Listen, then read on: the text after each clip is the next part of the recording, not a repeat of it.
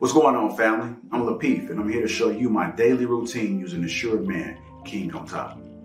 Assure Man presents to you a men's 4-piece beard, hair, and body grooming kit that stimulates your hair follicles, strengthens the follicle wall, softens, hydrates, and controls your hair. The system doubles as a hair, face, and body care application.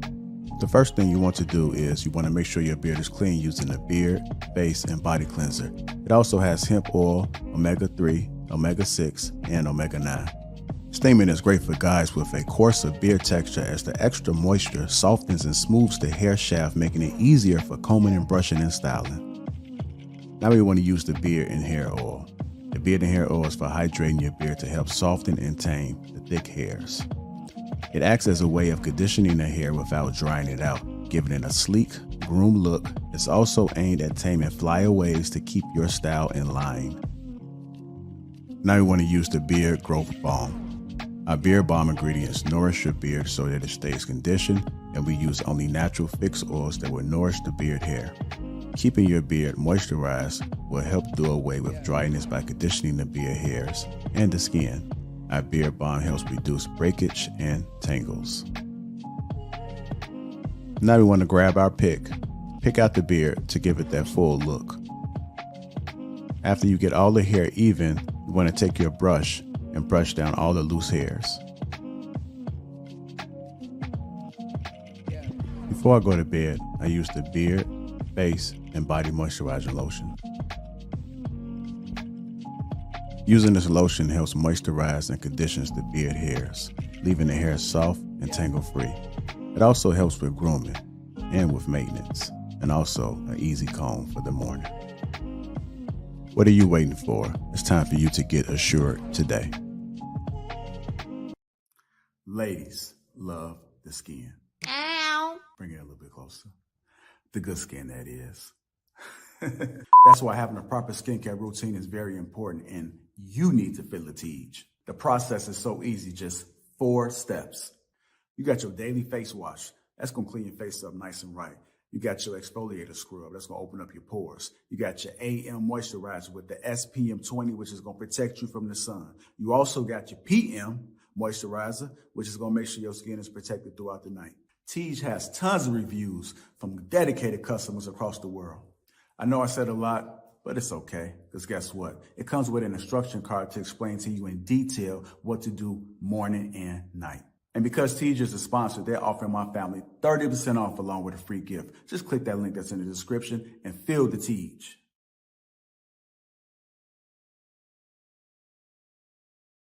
First of all, I think that this woman that is talking, first of all, I disagree with everything that she said, because I feel like the things that she is saying is particular to her culture and her experience with her circle of people. I do not think that Black women go around and just kind of like are doing some of the things this woman is talking about. I don't feel like the things that she was saying pertains to me and Black women, the people who are like me. I think that it's kind of funny how it's like women, it's like we're talking about this conversation about are women capable of lying, but it's like most of the women on this panel, I feel like y'all are liars, because y'all have to pretend to be something that you're not, because society told you that's what you need to do to be married. Sounds like you're trying to direct it towards Lady Di. Also, sorry, I'm losing my. Y'all niggas can't. So I think that there's this song by En Vogue called "Free Your Mind" and the rest will follow.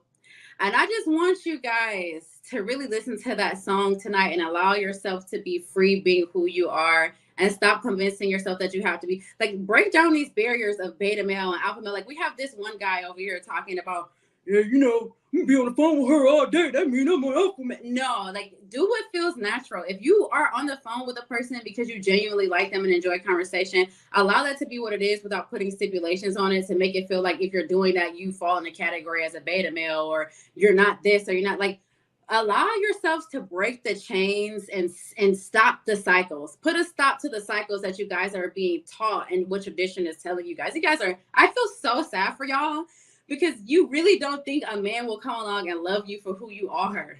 Like, and this is not specifically to anybody. Has a man came along to love you for who you are? Excuse me. I'm sorry. What did you say?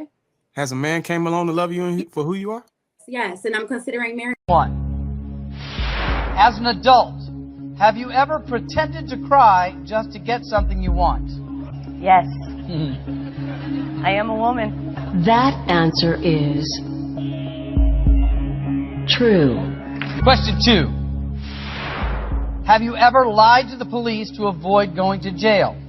My answer is yes. True. Question 3.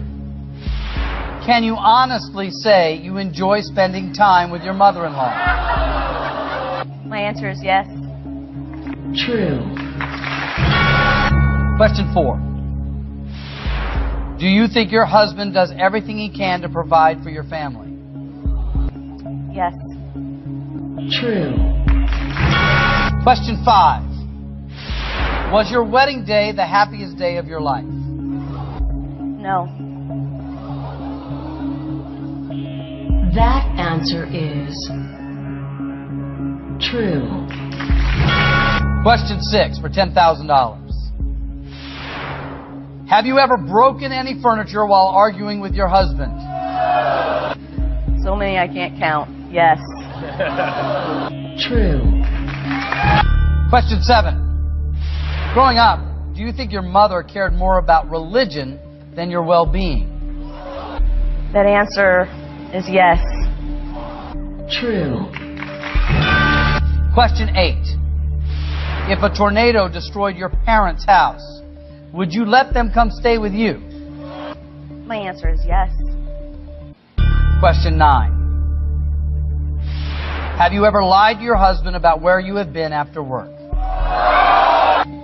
That answer is yes. True. Question 10. Do you consider having sexual relations with your husband a chore? My answer is yes. True. Question 11 for $25,000. Do you think you have been a good wife?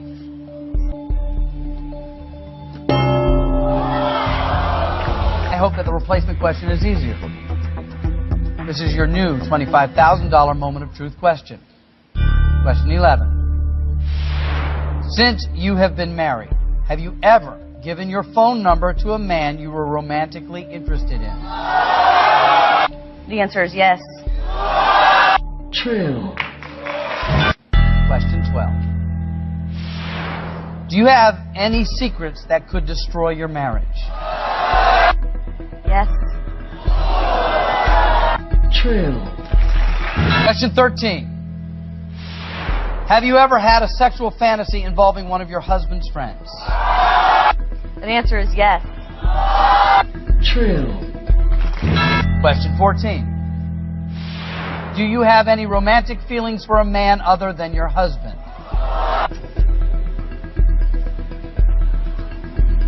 You're going to have to speak the answer to me. The answer is yes. Question 15. Have you had sexual relations with any of your husband's friends and never told him about it? The answer is yes. True. Question 16. Do you think you deserve a better husband? No. True. There's no way you're stopping, is there? I'm going. Yeah. Question 17. Since you have been married, have you had sexual relations with a man other than your husband in your own bedroom? I need your answer. The answer is yes. True. Question 18, Shannon, for $200,000. Are you still in love with Chad? Yes, I really love him. True.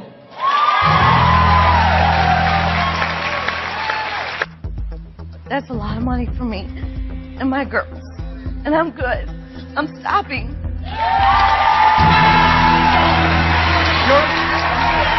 Okay. Thank you. Are you all right? I'm okay. Congratulations. Thank you. $200,000. Let's just had a conversation.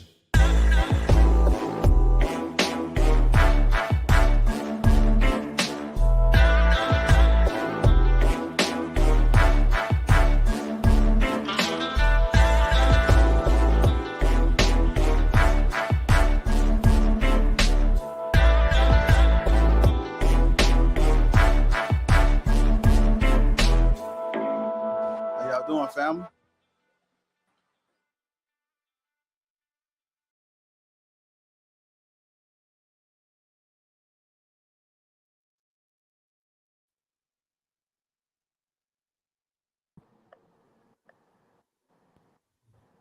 You on mute, Sweeney.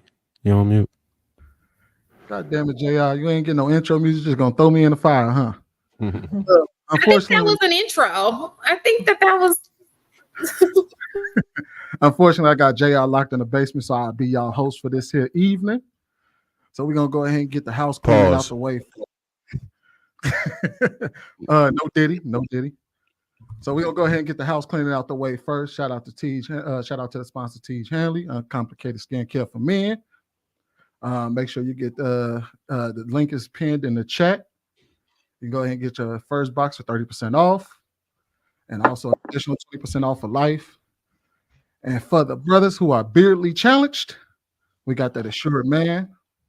Make sure you go ahead and cop that. Lapeef and Sugar Curls did a joint business venture and get your beard game going. With that being said, do I have to say anything else? Do the green game thing? I got to do the green game thing. You got an intro too. What intro? He ain't give me no intro, so I got to do this. I got to fly by the seat of my pants right now. So Introduce everybody. Yeah. Oh yeah, I got to introduce y'all. So let me go ahead and introduce the panel here. We got Marcus in the building. We got Shan. We got Jasmine, Trev, Bruce, Jay West. Day West, Daryl, Ruth, the closet baddie. Day West, where's your camera at, man? I don't need you doing this shit to me today. Get your camera up. All right. Now that I got all the introductions out the way. I can't cam up right now, but I will be in the cam later in about 30 minutes or something. I'm working. So we all seen the video there. Is keeping it real going wrong? The moment of truth ruined a whole lot of marriages. Who want to go first? I'll go. To be honest, I think she should have just kept it going. For real. She already destroyed that marriage. It wasn't no turning back. Like, you might as well go whether it was $1 million or whatever. Like, it was done after that. Like, she done took the homie to the bedroom. Like, that's crazy. Your bed, it ain't no coming back from that. Like, your friends, that's wild. Like, she don't have no limits, man. That's just a dirty so-and-so, man. Like, and I understand, like, okay, people cheat, they do what they do. But once you cross the threshold of my house, you on another level, right? Like, if I caught it, wouldn't listen, it would not be 3 people leaving that place. I can tell you that. Like, I don't understand it. You take it to the bedroom, like, there is no respect. You could tell she has no respect for the dude, and that's the main problem, right? So that thing should have ended way before that. Once you start to realize that a woman has lost respect for you, just, plan your exit strategy, because it's over. Once a woman doesn't respect you, if you've lost it, it's nearly impossible to get back. So you may as well just cut your losses and keep it moving. It's a horrible thing, man. I couldn't believe that she was going. And then the thing about it is, him, the husband, her, the children, they have to forever live with that embarrassment. That's public, right? You got a few thousand people who are going to see it just from this clip alone, right? And you're going to have likely millions. It was on TV. So they have to live with that shame forever. You've shamed your legacy, your name, your family. It's disgusting, in my opinion. That show is horrible. Like you said, it ruined quite a bit of marriages, and they should have never came up with that. That's just outrageous. I can't believe people would actually go public with that just in the name of money. There's so many other ways you could have got money. I would have rather commit some serious crimes than go on that show and risk my freedom than to shame my entire family in the process. So what show is it? Hold on real quick, fellas. All right, so I want to add a little context, right?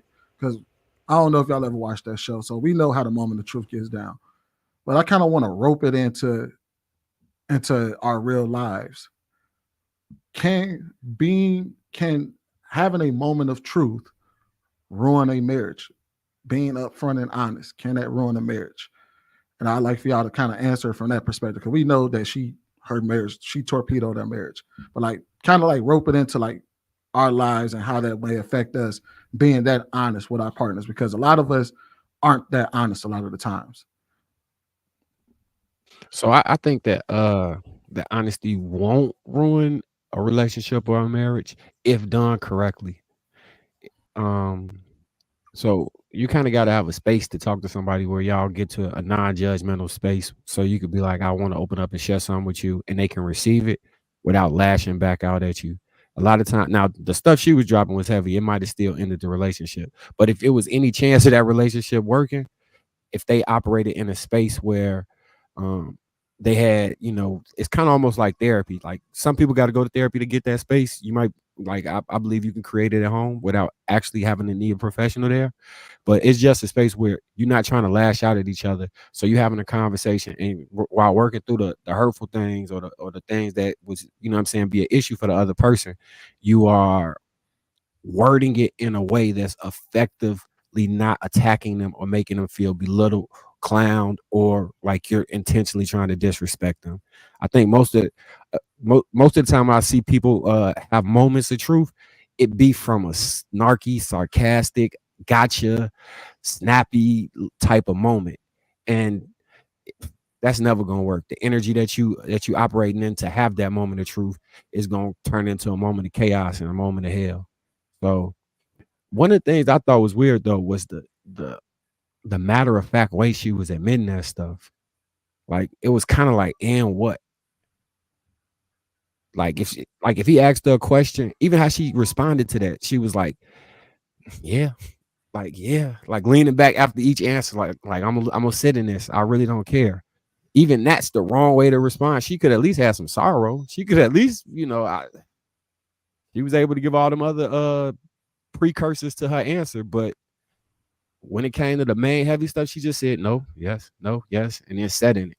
I don't know. I think you kind of got to soften the blow at least by explaining yourself a little bit. That's wild.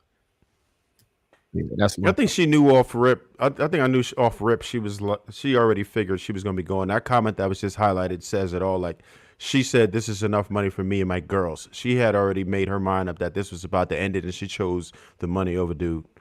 That she figured his worth was less than that. You know what's crazy? She said that she didn't deserve a better man than him. I thought that was interesting. She was like, he's a good man. I don't know if his name Chad, but she say she love him and she didn't deserve better than him. So I wonder, was she like self-sabotaging, or he knew like no matter what this relationship over, so I might as well just tell the truth. I don't know. I never seen the show before, so I don't know the context of how they set up the scenes.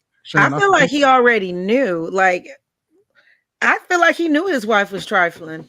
And he was just nervous that now everybody else was about to find out, just kind of looking at him, and even how he passed on that question, he knew who he married, man. I'm sorry.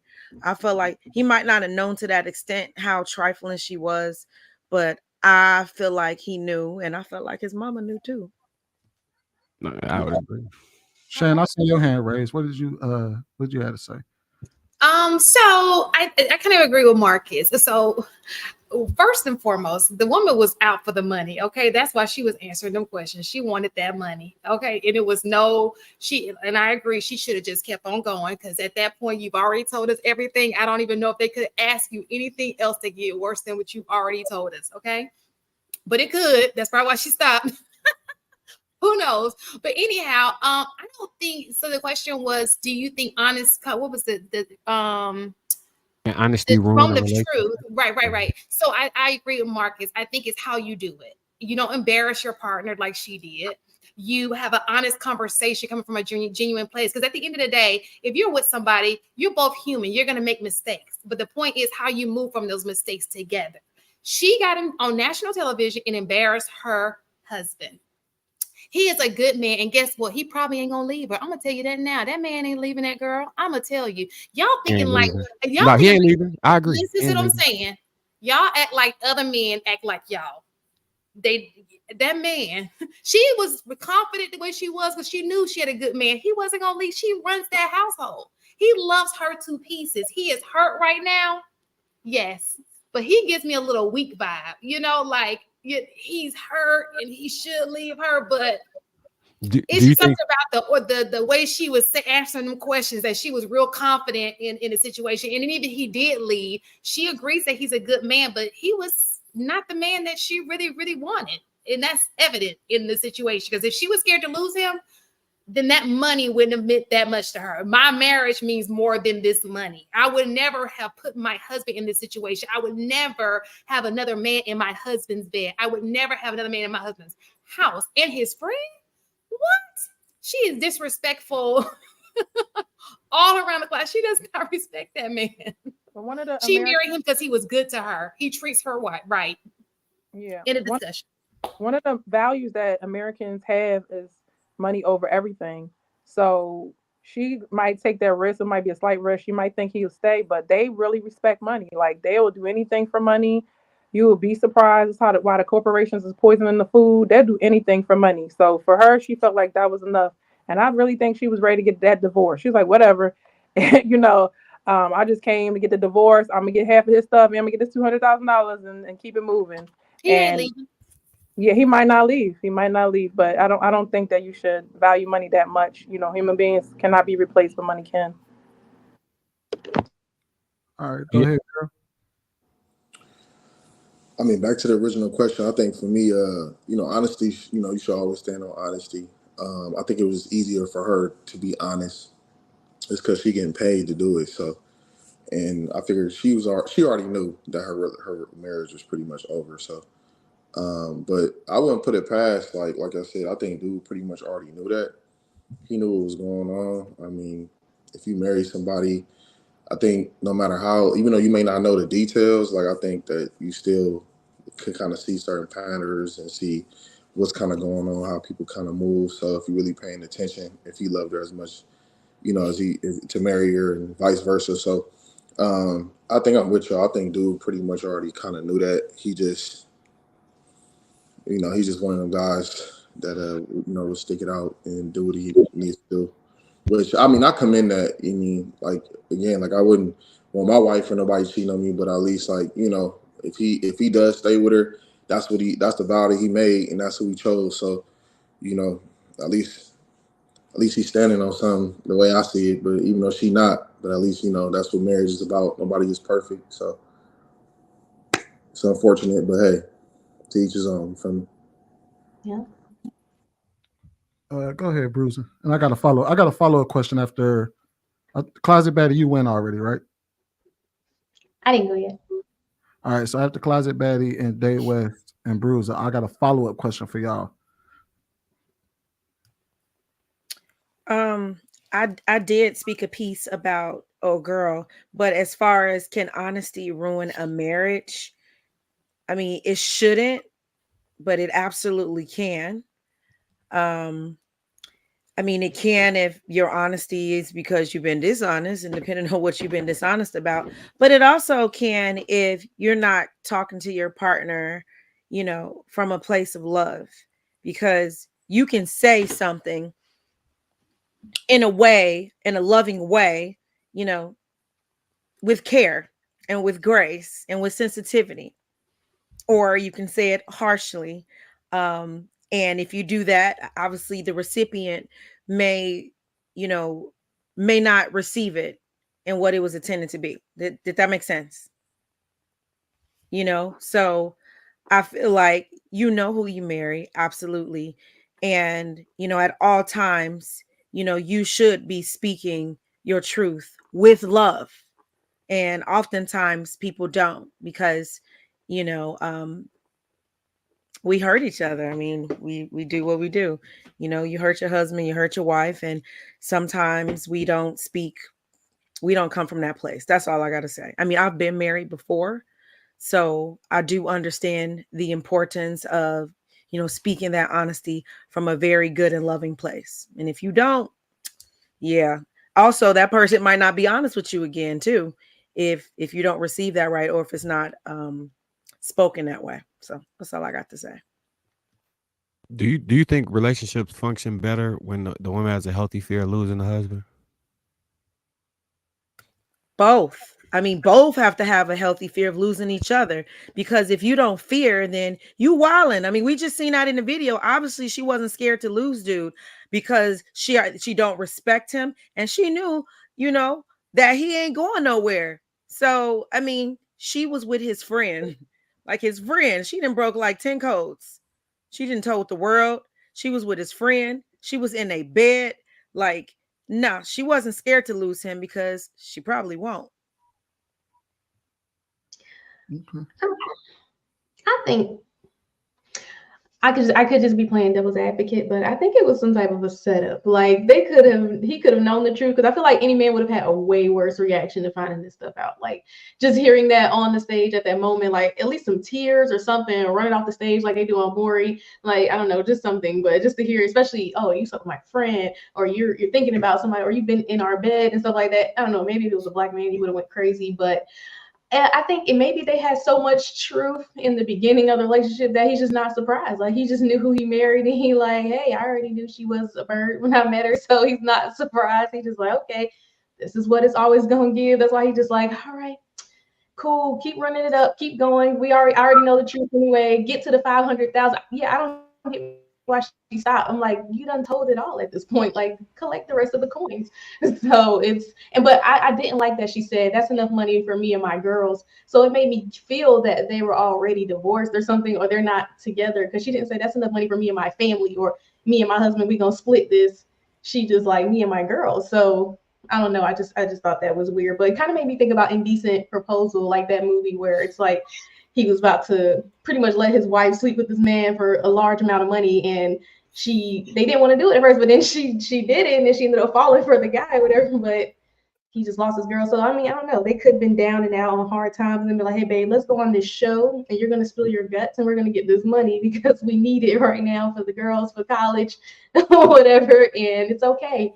I know I'm gonna look stupid, but it's okay. That could be how honest their relationship is.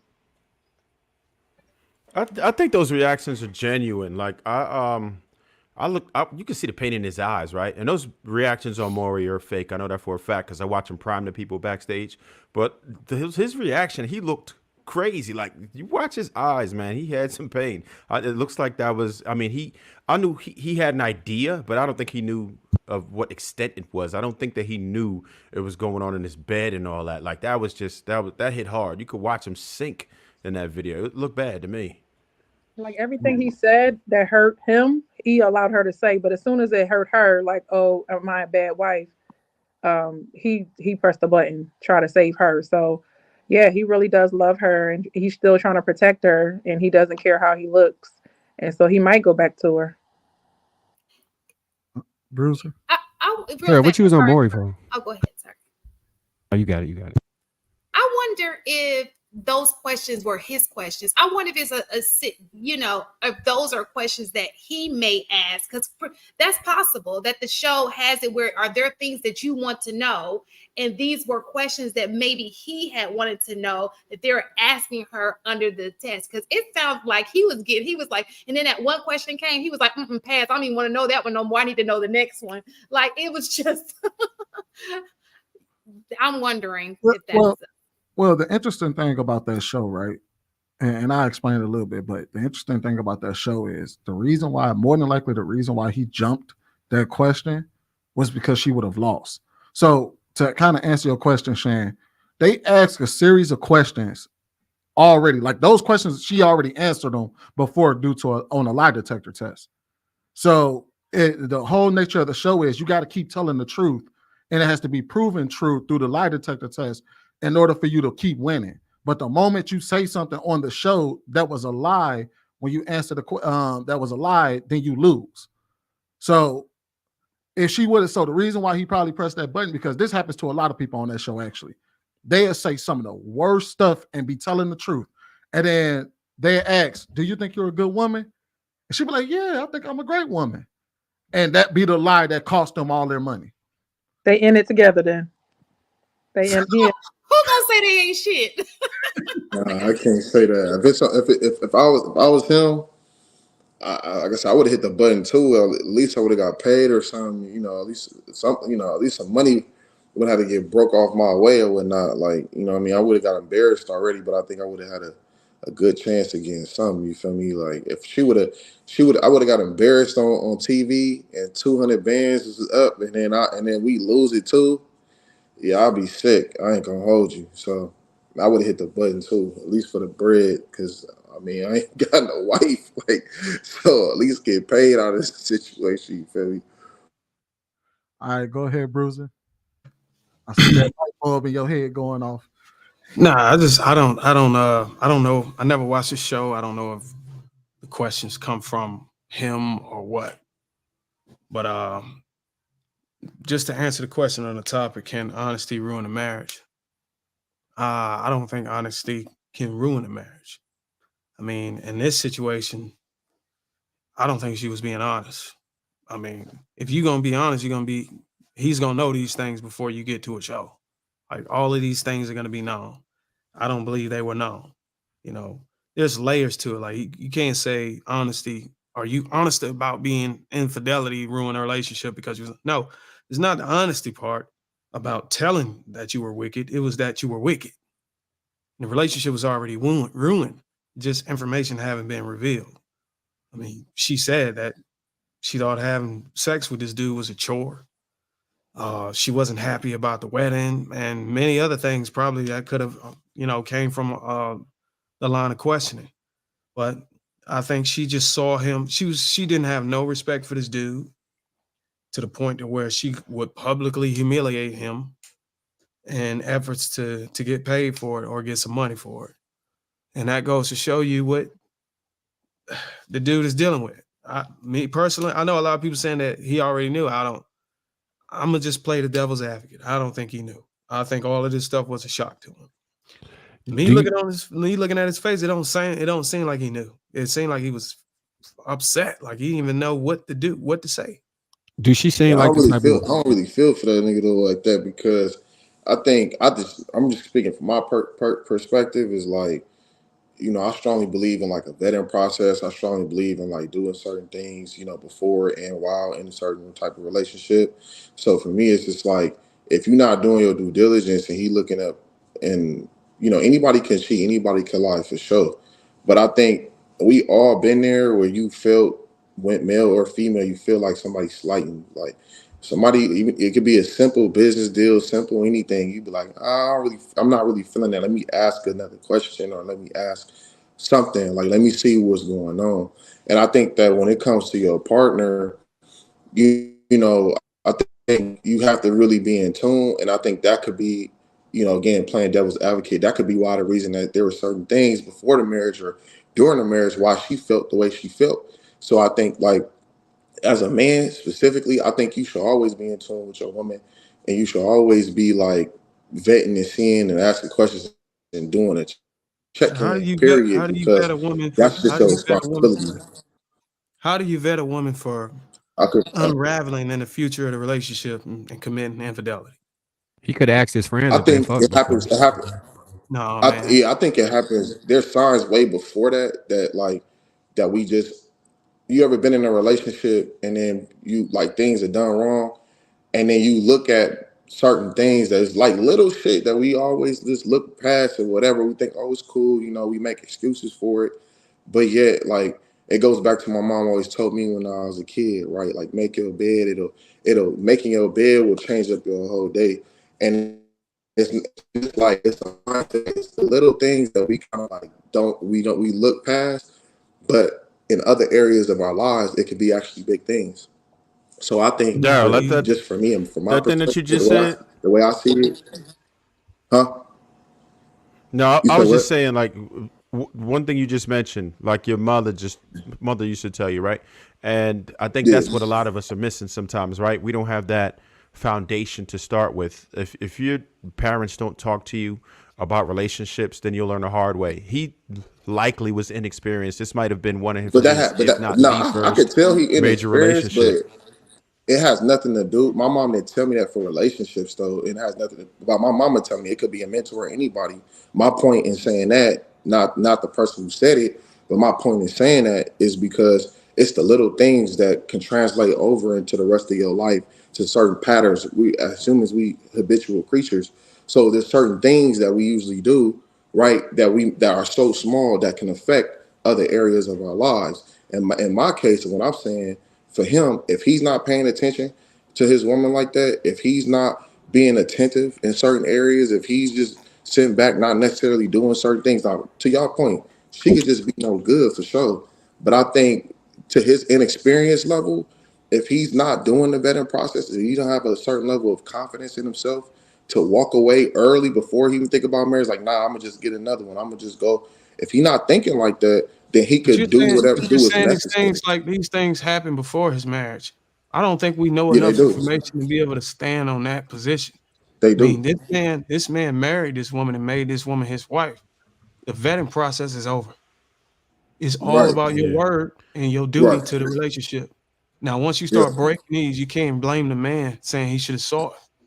This Right. man, this woman gave this man her word, and he gave her his word. Right. And a lot of people don't honor that. You know, that's all you're supposed to need. You're supposed to stand on your word.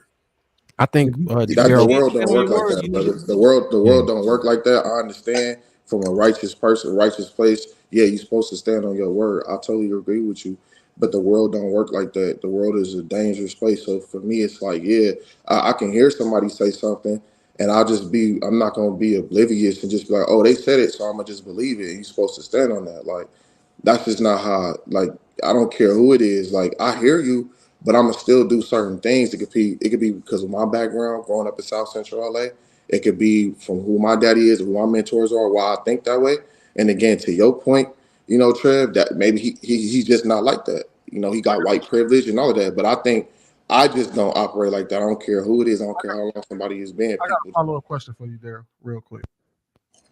Have you ever been cheated on? Yeah, I have.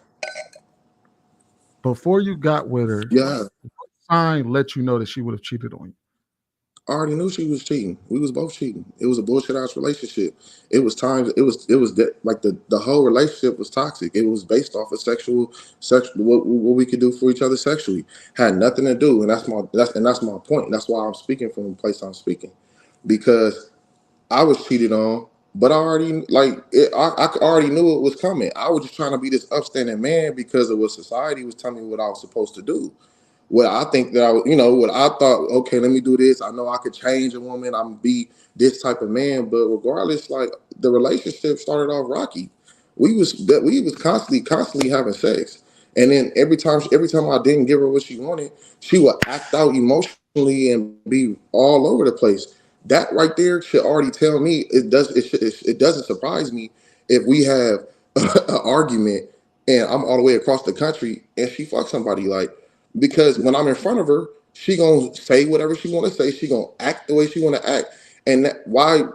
Like, I'm dumb to think that she wouldn't. So I'm like, it's a boyfriend girlfriend relationship. We cool. Like, me personally, I know how that works, but I would never marry her. You feel me? Like, I would not marry somebody like that because at the end of the day, it's very sporadic behavior. So what am I to think that her sporadic behavior is not going to translate to her having sex with my friend or whoever else? Like, come on now. Like, that to me, I'm just smarter than that. Like, it's fun, it's cool when you a teenager, when you young, 20, that's how old I was. But, like, come on now. Like, I would never marry her. And that's because that's what I'm saying. You can see that type of behavior in a woman, in a man, and people well before you actually marry them, if you're doing your job, if you're smart enough and not just, taking people word for what they say. Like, that's just me though, I think that would be a unique I don't agree situation with that. considering the fact that y'all were both 100% agree with him. already walking in on bullshit. So I think that would be a different situation versus somebody who's, what I mean. To argue the man's position, we're talking about a guy that decided to marry this woman. So I don't know if there's always a sign that somebody's going to cheat on you later on in your marriage. We don't even know when the cheating transpired. It could have been. That's not what I said. That's not what I said. And I to said further his there's point, sporadic behavior. There's a sign of a person having sporadic behavior and that the further you have to. You can't just discount, right? Like that's why I made the analogy of making up my bed in the morning. If I'm making my bed in the morning or don't, right, that does not mean I'm going to have a bad day.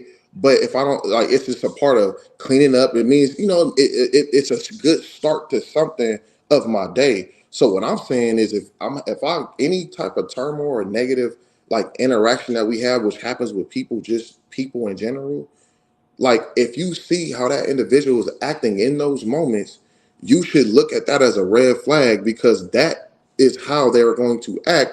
I'm saying that it may not lead to cheating. It may to him or her beating your ass. It may lead to him. It may lead Can to you give us a real life whatever. scenario? Can you give us a real life scenario? well, I give you a scenario she used. She said they asked her she ever broken furniture before in a Exactly. relationship. She said I broke more furniture than I could count.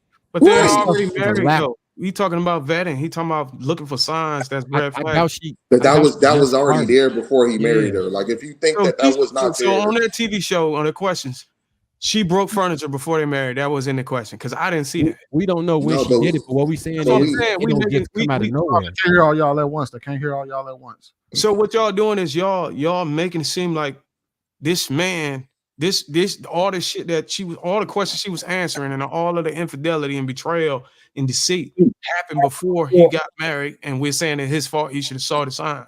in ways, yes. In ways, yes. So No. I can't see that. I don't have enough information off of that question Okay. to be able to determine that these series of events happened before his relationship during the before his marriage during the vetting phase. So I can't really just. Okay. What we saying is That's what y'all can see. Then maybe I missed it. That's don't what I normally- see in terms of like if the person is messing up furniture, if a person what But type we don't know of the vetting are timeline. you That's the doing? problem. You said what? But we You don't know the think that timeline. she just Homeboy got probably married went into the before. relationship in good faith, right? And then we're trying to hold him accountable for going into a relationship in good faith, trying to do the right thing, which he was probably course. taught his entire life, right? Yeah. To cherish his woman, and he did, and he was punished for it. So I don't think he bears any responsibility, right? I understand where we are with this, and would I go about the relationship situation like that? No, I'm doing vetting, but not everybody has that, right? That's an ability, it's a skill, and it's something that takes a lot of development. Not a lot of people really know how to look for the signs like that. He's just going into a relationship trying to do the right thing in good faith, and he's being punished for it. And then on top of it, now we're like saying, well, damn, bro, you should have known. If it was a woman, I don't think we would have been like, damn, lady, you should have known. We'd be like, that dirty dog, right? So, what was you going to say? Go ahead. Because women are. Let's get Ruth in there. We're getting blamed now, saying you should have chose better. Do you not? Okay. Hey, I know that's but a real I mean, question. I will I say don't see this. I mean, I agree that yes, it is a skill set to, have that discernment, to be vetting people. But this is the thing you can't account for in relationships, especially long-term relationships. As people grow, they change. Extenuating circumstances, they're into relationships. I mean, I can rattle them off. I can rattle off, somebody's sex drive may drop, at some point in the relationship, and the spouse who thought they could never cheat, may be in a position now they're contemplating because they didn't account for this. You know what I mean?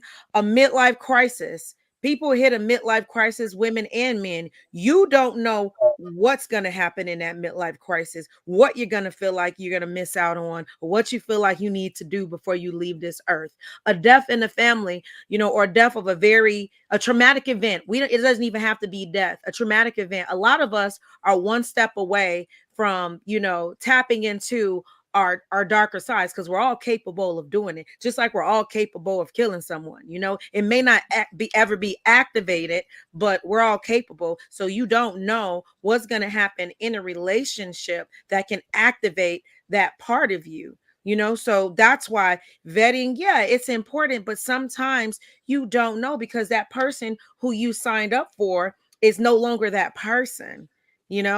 And don't. I would agree with that, but how she was explaining it, the type of female that she's portraying herself on national television, see, I'm like it's speaking really in not. general though. I'm I'm not also speaking in her. general. I'm talking about what we just saw. I'm talking about the topic. Like the topic is about these two individuals who are white, right? So I understand that does What does their matter, skin right? color got to do with it? No, the topic is can It does. honesty It ruin a does. marriage? Being a white in America, but being white in America are definitely is different. Like how they do relationships, how they go about relationships are a It's lot bigger than different that, than what Daryl. I mean, they that talk was to just us that in black video was just communities. an example of like that kind of led us into the topic.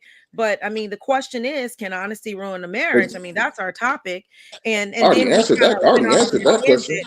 I said on no. betting. I said no. I said honestly, that doesn't cannot ruin a marriage. No, like I don't think it should. You feel me? Like if you're lying now, in their case, if they're lying and lying and lying for X amount of time, and then now you're honest, like yeah, of course that will ruin it because you've been lying for years or months or whatever else. And you haven't been honest in the jump when you decided to have sex that day. You could have said something or after or whatever. So I get that point. So I don't think honesty ruins a marriage. I don't think so. That's just me. You feel me? We're all speaking an opinion here. And my opinion, from what I've seen, from that video, I honestly think that there's certain levels of behavior that I believe if he was doing his job in the beginning, he could have caught. But to your point, Trev, if he didn't have that, which again I don't know if he has or not, nobody knows. I'm thinking if he doesn't have it, he'll make the mistake going into good faith, and that's just what he does. But we What was all the know job as supposed to be in the men, beginning? we all know as men, especially black men, we never go into any type of situation without being skeptical of anything. That's why I say race does matter. When black people in general, if we see something, we act a certain type of way, we question it, we think. Like, not saying white people don't, but they just have a little bit more privilege where they don't really have to think the way that we do. That's just my perspective. You feel me? It's not a fact, it's just a perspective. Real Yeah. quick. White people aren't the only ones that were on that show. There have been black couples, of course, on that show as well, and their wives also embarrassed them. So, which actually leads me to my follow-up question before we jump into the next topic that I want to ask y'all. Because again, the nature of the show is that they ask you like 20 questions on the lie detector test. Now, you answer the question however you want to answer it, but the lie detector test is going to tell the truth live on the show. So if you said no to something on the test and you come back and you give the same answer no on the show, the lie detector they're going to use the lie detector to determine whether you're lying or telling the truth. So and the thing is that given that show, cheating ain't the only embarrassing thing that people have said on that show. There's been people who lost their jobs on that show. There's been people who lost their parents on that show. So I got a question for y'all. Would y'all be able to do that show with the full confidence that you would not embarrass your partner or your family? Yeah, of course. I wouldn't do the show at all if it was something that would even think it would be embarrassment to my relationship. But me personally, I would go on the show if it was necessary, if she wanted to do it. But I don't like being in media anyway. Like I barely like doing this. But me personally, I wouldn't have a problem telling the truth on something because I live by righteousness. So that's just me. Gotta keep in context. You're on the lie detector when they ask you the questions before. So you don't answer the questions how you answer it. But there's a lie detector test that's gonna tell the truth on the show. So I just remember, keep that in mind when you answer this question. Would you be able to go on that show with the full confidence that you will not embarrass your partner or your family? Yeah. Now I don't know if it's gonna not embarrass them, but I'm gonna just be like, hey, listen, we're gonna this money when this is over, so just suck it up. It's fine. You will be all right. I done sat in locker rooms, talked in barbershops and all kind of shit, and I'm convinced that I don't believe nobody can go on that show with the confidence that they won't embarrass their partner. I could go on that show. I'm not gonna sit here and cap. I ain't going on that show. That's against everything that I stand on. You don't put your business, good or bad, out in the street like that, out for the world to see. You don't put your business out there. Nah, you just stay. That stuff got to stay in the house. I mean, that's if you doing something dirty. If you're not doing nothing, you confident that you're not doing nothing. Right. That show me being hooked up to a lot of but is not gonna. it wasn't just. Right. Me being hooked up on that lie detector test is going to get y'all's mind out of the gutter about me being a person, because people have this thing about they see a thick girl, they think she out in the streets. I need y'all to know she ain't me acting right. Hook me up. Wait, I mean, but they're asking sexual. I'm sorry, that ain't everybody business. I mean, they're asking. It's not about even not being honest. It's about the context sure it's of not everything. for everybody, but I know that Yeah, I won't say anything that's going to be embarrassing. If anything, I think I will look good in the end. I'm not nervous about no lie detector. Hold on. I think the problem is because I can do it, but if you ask me who's your favorite child, boom, you already hurting somebody. It's because you have relationships, huh? I don't even have an answer for that. Both my kids are equal. I don't have a favorite child. But the lie test may determine not to lie. Right, exactly. I don't though. That's not a lie. That's not a lie. I'm sure sometimes we lie to ourselves, man. I'm just saying. Look, everybody that seriously. believe what Shan believed. Oh, ain't no way in hell. As a matter of fact, I think a lot of people go on that show and they remember the answer that they gave before. And it was like, man, when that money's on the line, they're like, if I say what I said before, we're gonna lose. So a lot of them don't even say the same answer that they said in the room because they may have lied in the room and told the truth on the show, all in the name of getting the money. There's been questions where they asked, was your partner your first? Or do you like he asked one of the questions, have you ever thought about another man and stuff like that? Or have you ever, you know what I mean? That's different. Have you ever stole money from a job? There's a lot of people think that they can answer those questions completely and truthfully, and they get exposed on the show. Can I say something before we move forward? To know how shows work in the first place, shows ask these questions, like you said beforehand, but even just to get on the show, they want to make sure the show is juicy. They're not even picking people unless there's juice. I probably wouldn't even make it like they was like, boring, get out of here. And they have a setup. They asked her, it sound good, and they put her on the TV. It's the whole process before she even gets to that point. So can I answer? I never answered, can honesty ruin a marriage? Yeah, go ahead, Ruth.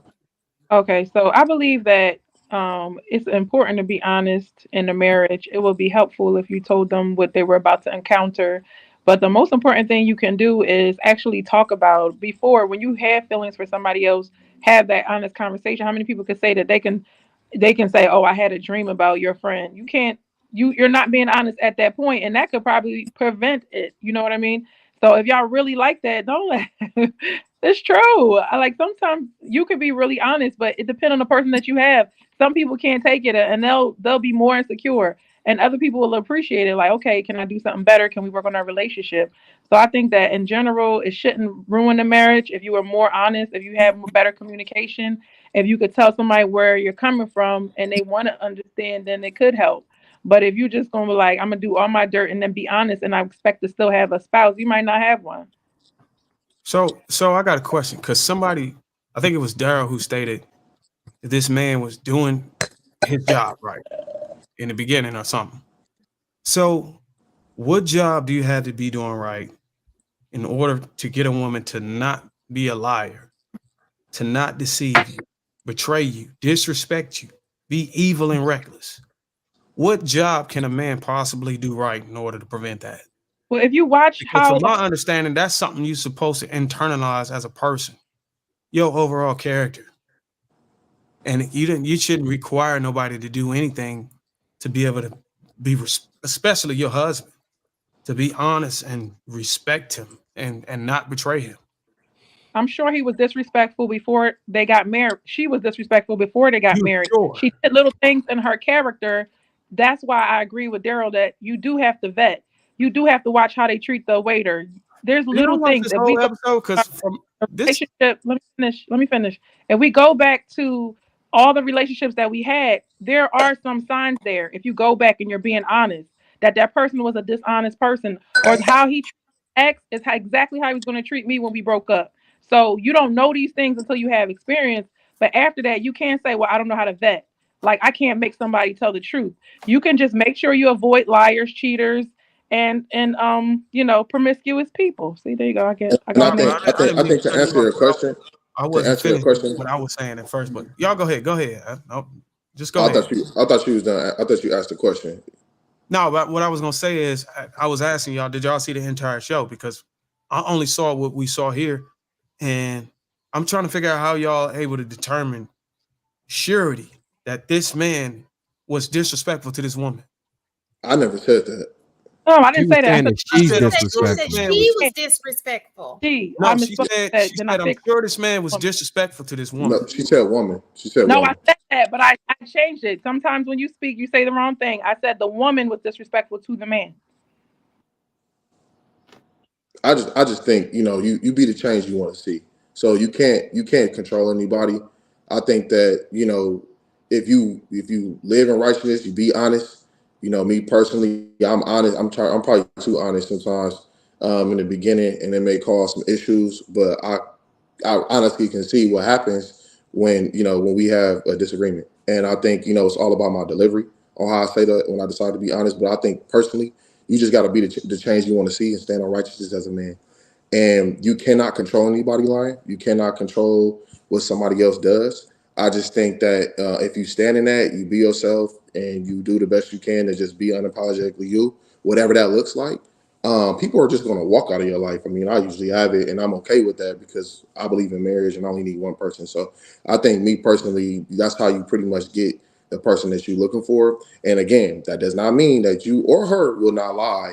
I just think that, it's a better chance, to be able to just stand in righteousness and just be the change that you want to see. That's just the way I didn't see answer it. my question, but I appreciate it. You can move on, but nobody answered the question. I mean, you don't have to be condescending. What was your question then, sir? Because you asked me you said what was his job to make sure that she doesn't do X, Y, and Z. And I said that you cannot control anybody else to not do or do X, Y, and Z. But I said his job is to be respectful and be the change that he will want to see, which means he has to be honest, which means he has to be everything that he wants in a woman. That's what I said. That's what I got out of the question that you asked. So if I didn't understand your question, I apologize. The question came from your statement you made earlier. You said that the man was doing his job right in the beginning. And now you're saying there's nothing he can do to change this person.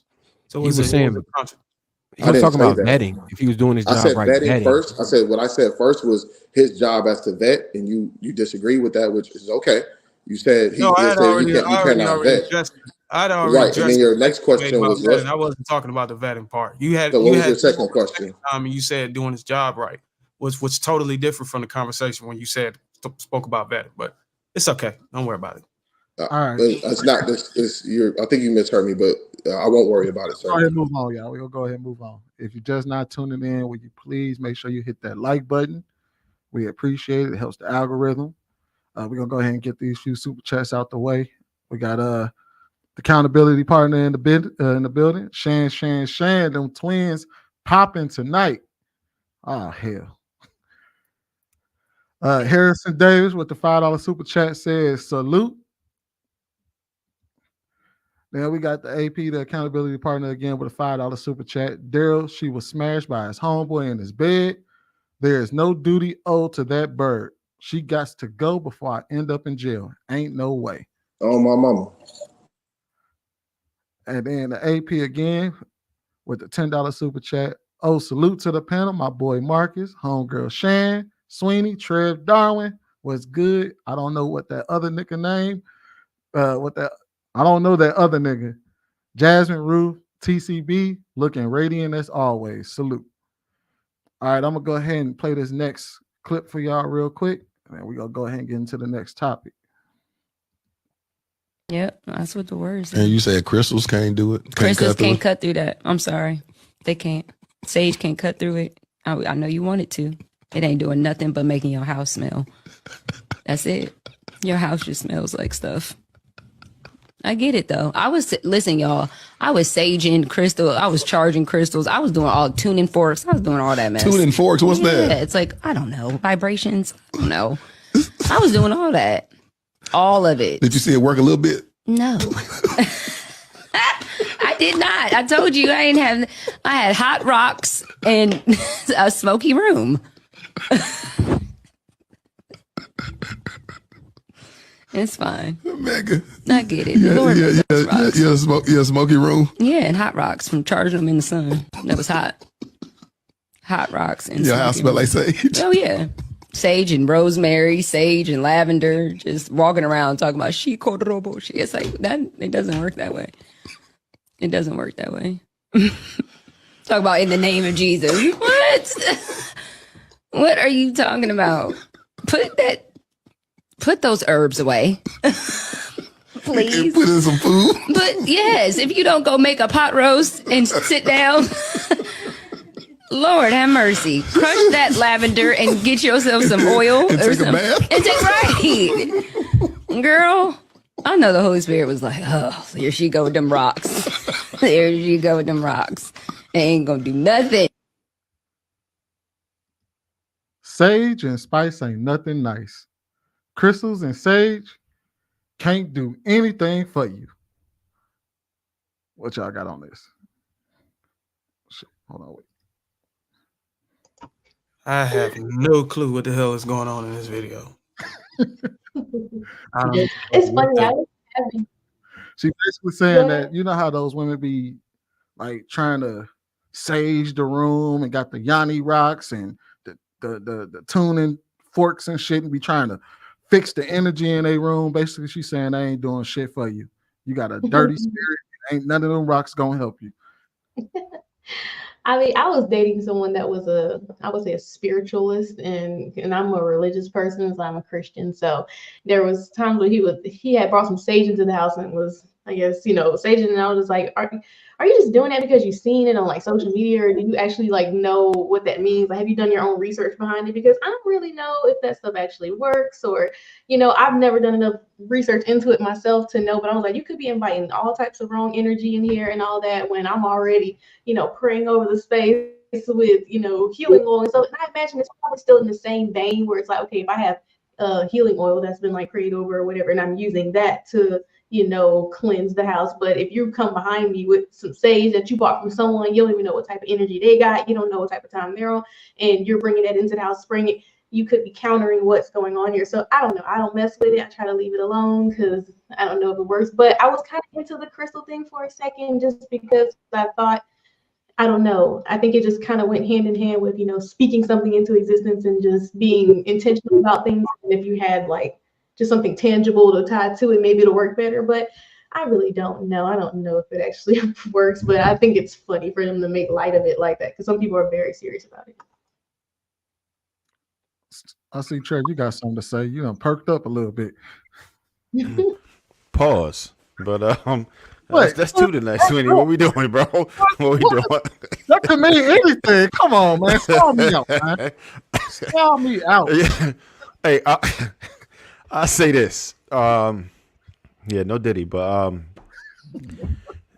I understand that there's a lot of people who are witches or warlock, which is like the male version of it, right? So, I got a lot of family in the Caribbean and stuff. This is a real thing. I'm not saying it works or whatever. If you're spiritually grounded, hey, none of that stuff going to do nothing to you. But there are a lot of people who practice witchcrafts, right? There's even people who are like witch hunters and all that. It's really ridiculous when you see that. There's a lot of stores that carry nothing but that type of paraphernalia, and they think that some dolls are possessed, and it's things that people do.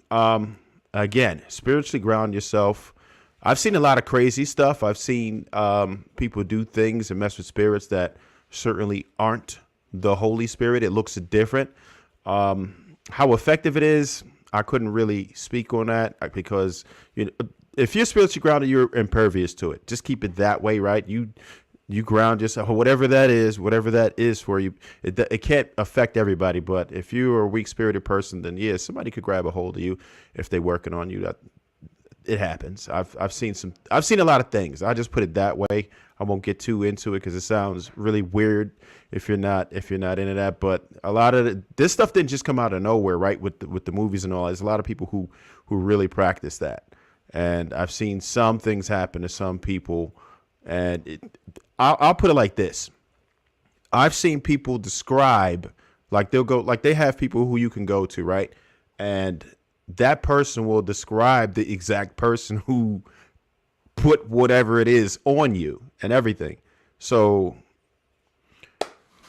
whether it can affect everybody, that's questionable, but I've seen some strange things. I'll just leave it at that.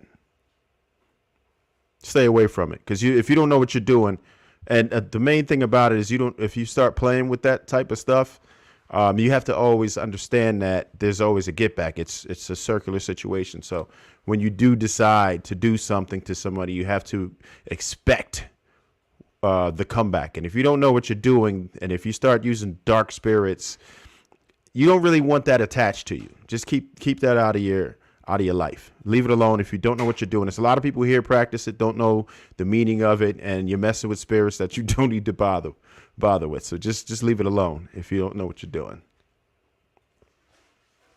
All right, Ruth.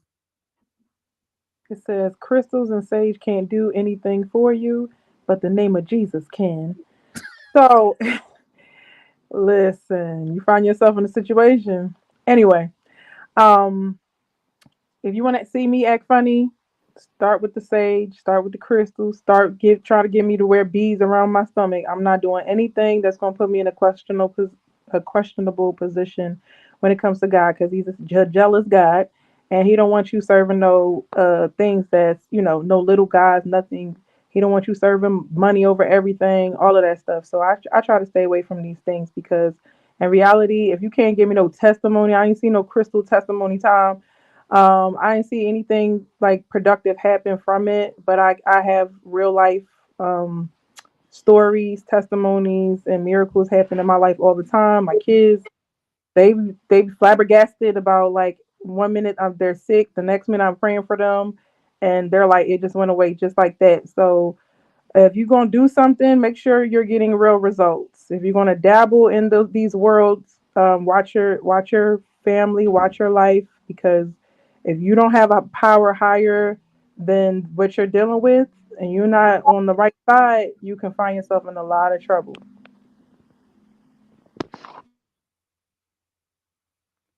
Feel free to jump in when you want to. Ain't nobody got nothing to say about the Yanni Rocks. All right. So on a larger scale, is one's belief system, if they believe it strong enough, does it change the validity for it to them if you don't believe in the same thing? Meaning, to somebody that truly believes that works, could it not be the same for them as somebody praying in the name of Jesus or Allah? Just pit one against the other and see who wins. How would you measure that? I don't know if you can answer about just put one against the other and get a result. I think it's even scriptures that say you can't tempt God. But I would say for those who believe whatever they believe in, is sage, burning bushes or weeds or whatever, or tweeds, whatever you want to call it, and that shit worked for you, and you got testimony. One thing I'm not gonna do is knock nobody's testimony. If they actually believe that something works and it's giving driving results in their life, ain't shit I can do about it. Because there's things that on the flip side, that I can say in return that drive results for me that a lot of people won't believe. And I laugh. I'm shocked at some of the stuff that people say in response. But I understand that everybody live in different walks of life and come from different backgrounds and believe in different things spiritually, and things that work for one might not work for the other. I believe in power of prayer. The person who don't pray might not believe in that. I'm saying I have real case scenarios in my life that where I prayed, things happen. Somebody can argue that it was just some chance that it just happened, but then the next person might argue that that was God.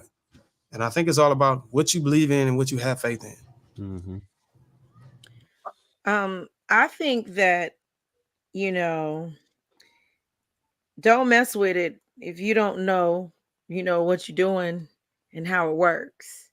I mean, I think that about, that I'm not discrediting it. I'm not saying that, burning sage or dealing with crystals, but I'm not going to play in it. It's something that I feel like, you need to research, and you kind of, need to know why you're doing it, how to properly do it, because you just never know what you're going to channel. You might conjure up the wrong type of energy. So, I mean, that's my take on it. I don't knock anybody to do it. I've personally never burned any sage. never, did any crystals. I'm not opposed to it, but I don't know anything about it. So I don't like messing with stuff I don't know nothing about. So in my experience, right? Anytime I've ever seen like that's, I make fun of it all the time because in my experience, it always seems like the worst kind of people are this type of spiritual. Like the ones like the worst kind of people are always the ones that burn sage and like have the belly beads on, and they like all spiritual, and they be having like all these like smell goods and incense and shit around their house. Do y'all think like the worst is normally the worst kind of people that try to be like this spiritual, or like they're trying to wash they shitty behavior out of their lives or something like that? Nah, I think bad people just bad people. Because if we talk about like Catholic priest or I think Diddy, like, you know what I'm saying? Bad people just be bad people. We could try and isolate them and base it off their spiritual beliefs, but I think that there's good people who believe something that you may not believe, and there's bad people who believe what you believe. I think it goes both ways. It's you got all types. All right, we're gonna leave it there. Yeah, because there are a lot of people who practice that, whether it be voodoo, obi, or whatever. Some people try to do it as to help people, right? Like you have a priestess and stuff like that. So some people feel like they're doing it in a positive manner, right? Where they'll put these spirits and stuff, they'll contact the spirit, which they think is good. They think is, and a lot of times they mix it with Christianity and everything, and with their own interpretation of it, right? So they feel like in their world that they're actually doing the right thing. There are plenty of people, if you just go, you could go on Instagram, TikTok, whoever, and look up spiritual healing. And there are people who feel like they're doing the right thing and helping others. So, I wouldn't say that they have ill intent. It's just a matter of their belief. All right. Anybody else got anything to say on this topic before we move on? I mean, I guess I can dibble. So I do think that it's a very real situation. Even if you're a believer in the Bible definitely warns you against it. And I don't think the Bible, if you believe in the Bible and they speak of it, then that means it must be real, right? And so I think if you're saying it's a practice, a religious practice, right, Sweeney? Is that what you? Not Sweeney, not Sweeney, but. Yeah, I can't see my eyes. I have my glasses on. But yes. So I do think that people practice it as a full religion that people, practice. Now, I don't know how the sage works. I've never had sage, I know in the Christian world, if something were to do something, if there was a bad energy, you go to a priest and they bless you. So I didn't know a candle could but I don't know. So it's not much I know about it. And I'm not trying to downplay it, but I do know that it's a very real situation. I do believe it's very real. So it's a lady on IG right now who gives seminars and does private spiritual cleansing and healing sessions where she masturbates the you know who I'm talking about, Trev? She masturbates things into reality and uses sex to materialize job promotions, all type. Like people we believe in. Well, the people. What happens is, I don't even want to get too much into this, but there's like a sexual energy, right? There's a lot going on, and they try to use that sexual energy because it's a strong energy. So, and I don't even want to explain it the wrong way, so I won't go too deep into it. But they use the sexual energy that's there to manifest. And that's a big word in that community, is manifest what it is that they want. And there are certain spirits, which you could look up. There's sexual spirits that people summon to do whatever. And you hear, if you go to a lot of pastors and preachers talk about that sexual spirit that'll hold you down in your bed. Like, so even the church, in a lot of cases, many churches recognize the practicing of the spirit. So if you were going and it's even in the Bible are Christian, yes, that's what I'm saying. So if you're into Christianity, then you have to also believe that this exists, right? How effective it is. If it wasn't anywhere near effective, then it wouldn't even be any need to mention it in the Bible, right? So if the Bible recognizes it, if you are Christian, then you probably have to recognize that it at least exists, right? Whether you believe it's effective or not, but you have to at least accept the existence if you're Christian.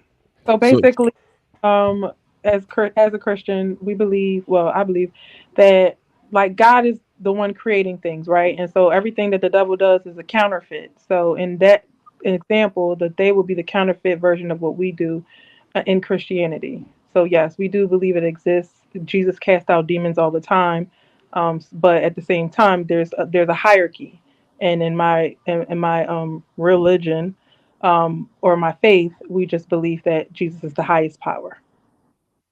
But, So they but what I was stating is there's actually a verse in the Bible that tells you not to lean on the dead because that's basically what I think that's going on. There's actually a verse that says in there, I can't remember what the verse is, but it actually like verbatim states it, if I'm not mistaken. I'll find it.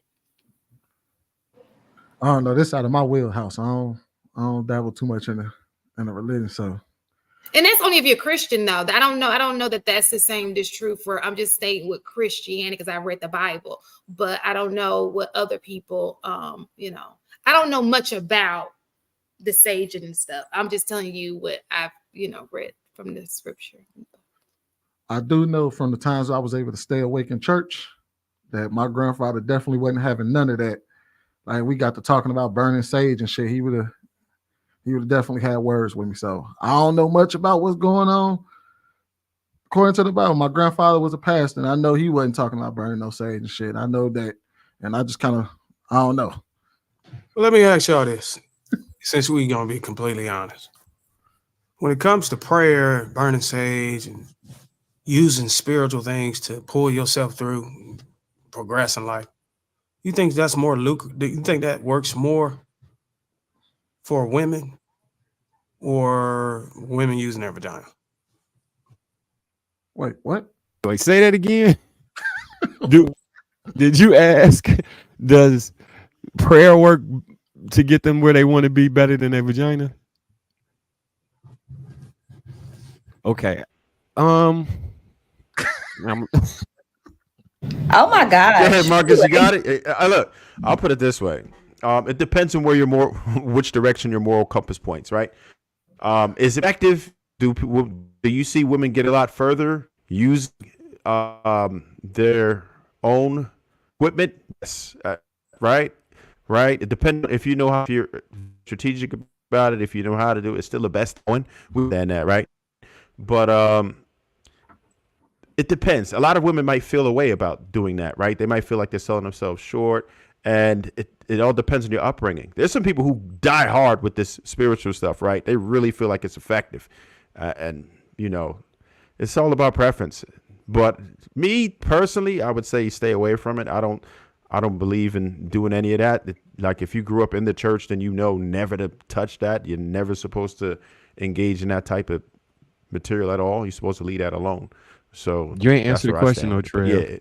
Yeah, I did answer the question. I said that one? I said women are. I said that was the first thing I said. I addressed the question first. I said that it's more effective. I said it's more effective. It's still the best thing going, right? That's what I said. I said if they're using their own equipment, it's their own equipment. I said their own equipment. I said if women are using their own equipment, it's most effective. I said it's still the best thing going, right? Okay. If they know how to use it properly. That's my fault. Right? That's if they know how to use it properly. Yes. Which is older, prostitution or religion? Stop changing it. We got to answer. Let her go, because I want to go. I don't know. See, this is where y'all lose me, because y'all act like men don't sit around, and you have those hobosexuals or whatever. They don't sleep around. If somebody know they got a good package, like they're not using that as well. So to get what they want from women, they get money from women, they get a place to stay from women. So put that to the side. To answer your question, is prayer is more effective. The reason why women don't get a man because they think that faith without works is dead. So you can pray, but you also have to change your attitude. You have to have better character. If you actually follow what's in the Bible, it will prepare you to be a wife. So yeah, you could pray all day, but if you're still acting like the women on the street, then it's not going to happen for you. God's not going to waste his good man getting you a husband, and you going to mess him up. So prayer is more effective than your vagina, because vagina's everywhere. Don't y'all say that a lot? I think you summed it Bruiser all up. didn't. That's not. I thought Bruiser was saying Progression in life. specifically those spirits, right? Were you talking about God or Christianity, or were you just saying those particular I was spirits? talking about everything spiritually, and I wasn't talking about to get a husband. I was talking about progression in life, period. To get the things you want out of life, period. Answer is prayer. The same answer. I use that example. I use that example, but I'm saying if you look at women and say, "Well, you prayed and you ain't got no," there's a bunch of women in church and they ain't married. They ain't get what they want. That's why I use that. You keep shrinking it down to marriage. I wasn't talking about specifically marriage. I was talking about as a whole. Prayer still works to advance you in life if you do the work. If you pray. And I'm not asking you, does it work? I'm asking you which one is more effective today. Is it prayer for a woman or using her vagina? Prayer and work together. I answered it. Then I gave you an example. Then you said I changed it. That's the answer. It's not your vagina, because you can get nothing from it. They were promising all these guys record deals and all of this stuff, and they're like, yeah, just go to you said no Diddy, right? All right. They're promising them record deals. They had sex with these men, right? And they got nothing from it. Allegedly. If you give up your vagina up front, if you're giving up your vagina up front, the person doesn't have to, they don't have to make good on their promise. So no, vagina's not going to get you anywhere. It's just going to leave you with a broken heart. Some of them did make good on that promise, though. Like, yeah, but I mean, I guess that's what you worship. If you worship money, you know, and you're selling your soul, you do anything for money, then yeah. But where's that going to get you? Just heartbroken. That never works out. You know, people who have money to commit suicide. Like, come on.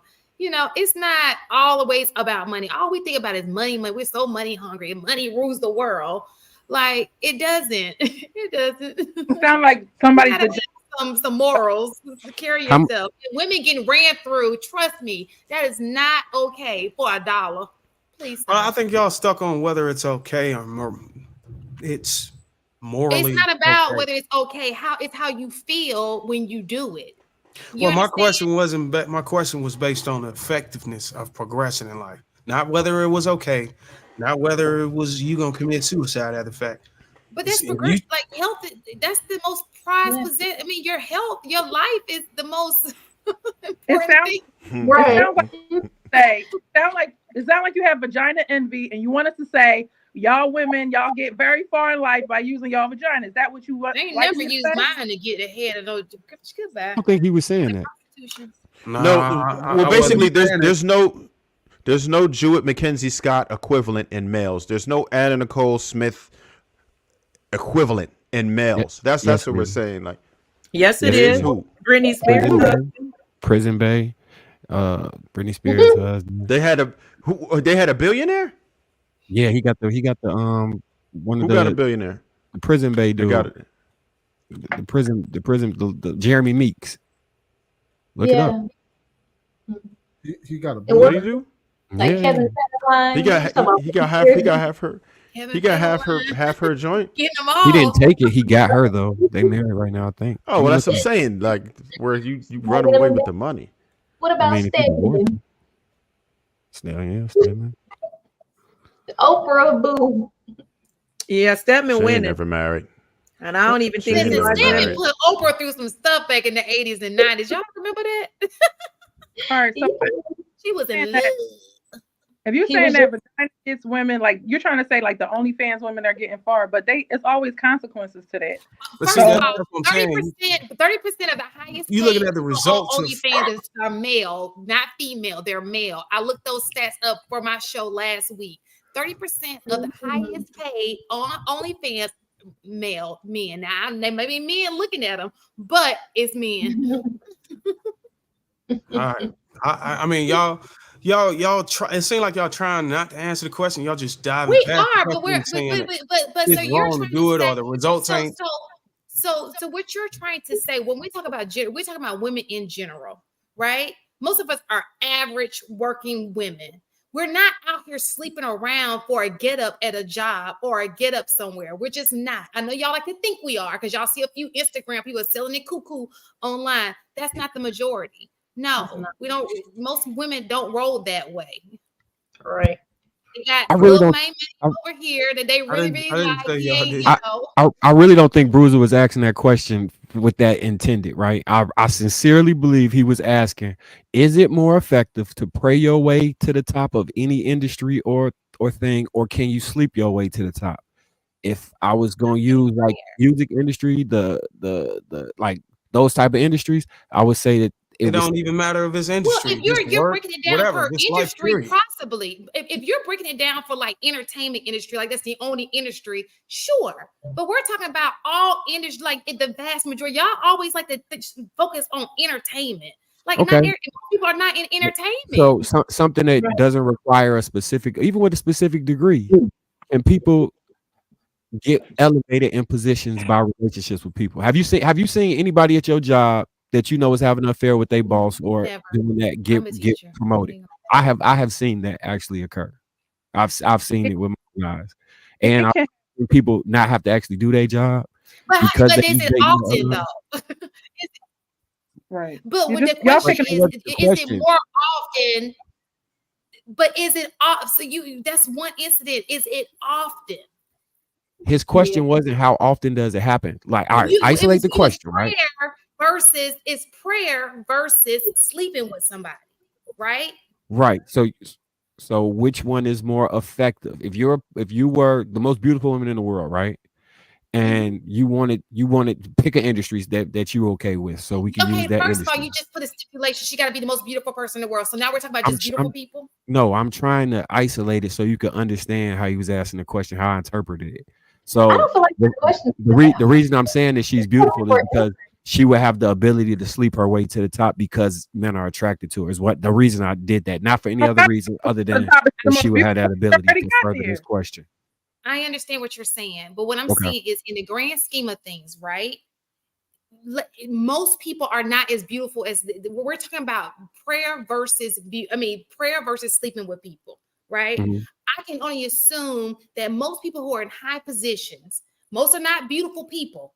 Mm-hmm. They did not sleep their ways to the top. I'm thinking that they probably had a little bit of prayer and a little determination, and they worked with their way. It's insulting to believe that most women have slept their way to the top. That's an insult. Not the question, though. I get what you're saying, and I would agree with you. But we can't. The problem is there's no way for us to be able to assess how many people are praying. So that's first and foremost, right? Let me try to clean it up for y'all a little bit, because I think we pushing it way too far than it has to be. Because when we talk about like to the top, that's a different conversation.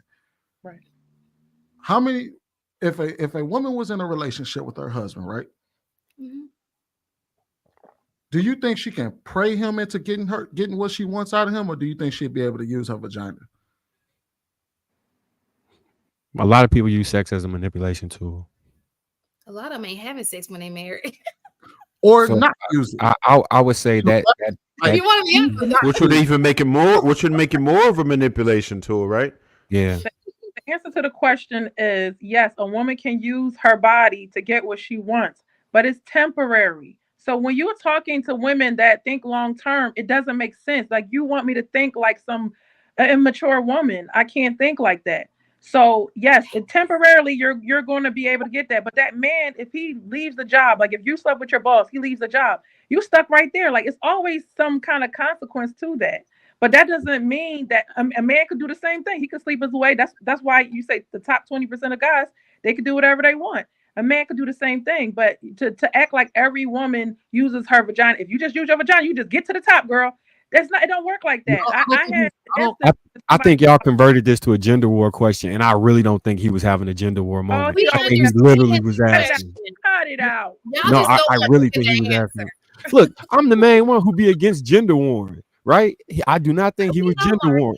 I don't think, Darwin, was that a gender war question, or was you literally asking? Let me ask you a question, Marcus. No, it wasn't no gender war question. It wasn't about no work, no marriage. It was just about progressing in life as a woman. Let me ask you a question. What is more effective, your vagina or prayer? Oh, Let me if ask you a a man question slept, real if fast, a real man used fast. his body, Hold on, one at a time, y'all. One at a time. Let me just say this. She can't even sex her way into a marriage. She gonna sex her way into the job place. She can't even get you to commit with sex. Get her married, but she gonna be a CEO of a company because she giving out coochie. Come on now, I'm done. So you saying a woman can't pray? A woman can pray her way into marriage, but she can't fuck her way into it. no, y'all not putting no ring on all these baby mamas. No.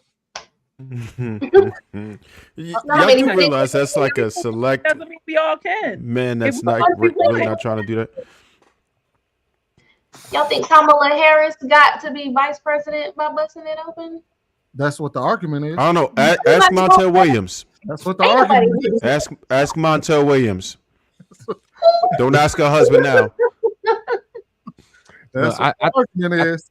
I think if the person that's in charge is male or female, so we could take it out of the gender world parameters, male or female, I could potentially use my way to the top if somebody was really attracted to me, and I think a woman could potentially do the same thing.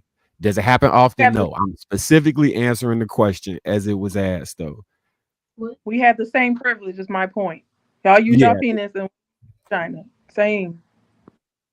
Oh, and the main reason I think that is because we're talking about the top of something that's worldly, right? So the influences on that may be different than if you were talking about something that had tangible value, like becoming the best person you can be using your or getting in tune with God the best way you could. Then prayer will obviously be the thing. But in a tangible, materialistic, worldly thing, that worldly thing might work the best. You're saying time out. You just said that women and men have the same ability, right? Which one of y'all women on this panel would sleep with me if I slept with you? Would give me a position? What kind of position? Doggy style? Missionary. No, I'm just saying. If you, I'm a potential hire, right? I'm on my phone and said that I offer you to sleep with me. Now, which one of y'all is going to give me that position? Just because you slept with him. No, okay. Ruth, what you got? I really no. I'm so sorry, but maybe I'm a little emotional. You're gonna say no, right? How about you, Jasmine? How about you? Yes or no? Repeat the question? Yeah, the repeat question the question is, one more time. All right, you're interviewing me, right? Mm-hmm. You're interviewing me. I want this job. I'm offering you some D. Are you gonna give me the position? What if I don't want no D? Oh, okay. Okay. Thank you. Nobody agrees, but we have the same power. But we have the same power. We have the same power, but every one of y'all said no. None of y'all would give me a position. None of y'all. Right? Maybe this entire panel. Maybe this entire panel is just special. Maybe y'all don't represent the average woman. That could be true. And that's what right? I'm Yeah, you guys. I know you guys are way better than the average woman. You would never. But the average woman would. Every single woman that come on Lapeef Network is always a part of the exception. No, gotcha. I think that you guys have an unrealistic expectation of what the listen. This is not the exception. The problem is y'all glorify the minority and act like they're the majority. It's not true. Most women ain't popping. I don't think so. I don't. You can have it. But that wasn't the question. I don't think that most women operate like that. I really don't. Right? I think most women have more respect for themselves than that. But they have the power to. She said that we have equal power, and we don't have equal sexual power. No, we don't. Have to sleep around and use their. Oh, it's all bad. Good-looking men have the same privilege as women. You know, whatever privileged women have. But I'm talking about the top 20%. They do have the same privilege, and they do sleep around, and they do get what they want from women. They do it all the time. That's what I'm saying. Not the average man, no. I take that back. The average man, no. And it's not okay. So that means we don't have the same power because more than the average top 10 to 20%, like the top 10% of men advantage them or accepted, right? I understand that. Top 10% of women, no, it goes way lower than that. I'm talking about you could be in the lower 30 percentile and still have a chance to sleeping your way into positions. That's what I'm saying. Because you said we have equal power, and it's absolutely lopsided. It is not anywhere near equivalent. Keisha from around the way can get a job at McDonald's if she slept with the supervisor. That is not the top. Facts. At the top. But she can use like no dude is gonna be able to go to the supervisor. Most dudes can't go to the female supervisor at McDonald's and be like, "Hey, look, if you give me this job, he going to jail." That's what he going. No, y'all can't do that because it's inmates in jail who He going to jail. They're like, "Oh, he cute. Oh, like he just got out of jail. Like, what you mean?" And some guys can. They can. Now, I agree with you, Trev, that the bulk of women can do it, but the men that the women actually attracted to it can happen. It definitely. Yeah, but that's the top 10%, so it doesn't really matter, bro. It's the top 10%. It's the top 10%. That's minute, right? If we're saying there's a 90% chance you can't do it, most men will never have the opportunity of that. Then it's like, what are we talking about, right? So we're talking about the top 10% of men versus about 70% of women. That's the problem. That's a fair comparison, right? And that's why I said it's nowhere near equal. It's a grave disparity between the two. And when we can't present it as anything else. The ability to do it, not but most men don't have the ability to do it. It's not even realistic for a man to have that mindset unless you're within the 10%, right? It would be like talking about I'm going to go buy a Bugatti, but most of us can't do that. Right? We can't put ourselves in a category as men because we're extremely underrepresented when we're talking about that. If you're saying 10% and everybody pretty much agrees that it's 10%, show me different. But only about 10% of us could accomplish that, right? Most of us will never be able to have that ability. And that's the problem that I'm saying. That's why I say it's nowhere near equal. We agree, but it's just that the way he phrased the question, it seemed like every woman could just get further if she just sleep her way to the top. That's what I'm saying. And so I'm saying you can't say that no man has that same ability. Some do. The top 20% do. That's all I was trying to say. And I agree with you, Trev. All right. Well, let's see. Next topic. Please. I was gonna say to kind of the Trev point before we move on. Is that I think y'all are answering Bruce's misinterpreting this question. They have the whole time, and I think they're doing it. Maybe it's this. If you think about it, we can fast forward past that and kind of go with what Trev was saying as far as men versus women in that space. There's a reason why there are vastly more female strip clubs than there are male strip clubs. It's because men on average cannot just go and be able to take off his clothes and get women to throw dollars at him. Whereas there's a lot of women, even your average woman can go to a strip club when she turns 18. If shit ain't shaking, to be like, I can go shake my ass at least. That's not always an option for the vast majority of men. But go ahead, Shane. So let's call it truth, okay? So I think that what is happening here is you guys are telling us how men think, right? We're not able to know how men think. You guys are saying, let me just tell you, you can make it to the top if you open them legs, okay? Maybe that's just something we don't know because we ain't never did that before. You feel me? So all we can do at this point is just take your word because everything that you're saying is absolutely the truth. We cannot deny those things, right? It's just not our experience. So we're just gonna say you are absolutely right. If that's the option, that's the way you want to go, you are probably right, but we prefer to pray. This the one we don't want to win. We don't want to win this one, but we want it. But it's not a good feeling. I get it. No, he was just speaking in general. Like if you took the regular everyday situations and we talked about it in a sense of always like have to make it to the top or something like that. But I guess what he's really truly asking is like if like on a decision to decision basis, if you take your personal choices out of it, if a woman was like if she chose prayer. And if prayer was on the table and using a vagina was on the table, and both of them were mutually just there, don't take out God wanting to tear you up for it or any of that. But she looked at both her options, and there was no judgment and all that shit in there. Which one do you think would be like okay? Could she get more done with her body, or could she get more done in life by praying? I'm still back to prayer. Because I know better. Ladies, we just have to listen. Go get the stripper and come ask her because not me. I can accept that. It is what I can accept that. I've seen the tricks those strippers do, and I'm gonna tell you, like, they could probably get what they want. But you know what's crazy? And I don't want to use the word disingenuous, but I know most of y'all got that friend that you be on the phone with sometimes, or even at some point in your life that you know is getting dirty like that, and y'all fronting out here like you don't got that homegirl who be doing all them types of tricks we talking about that know how to. Yes, but that's what I'm saying. But her job is raggedy. Like she don't get to go to the top.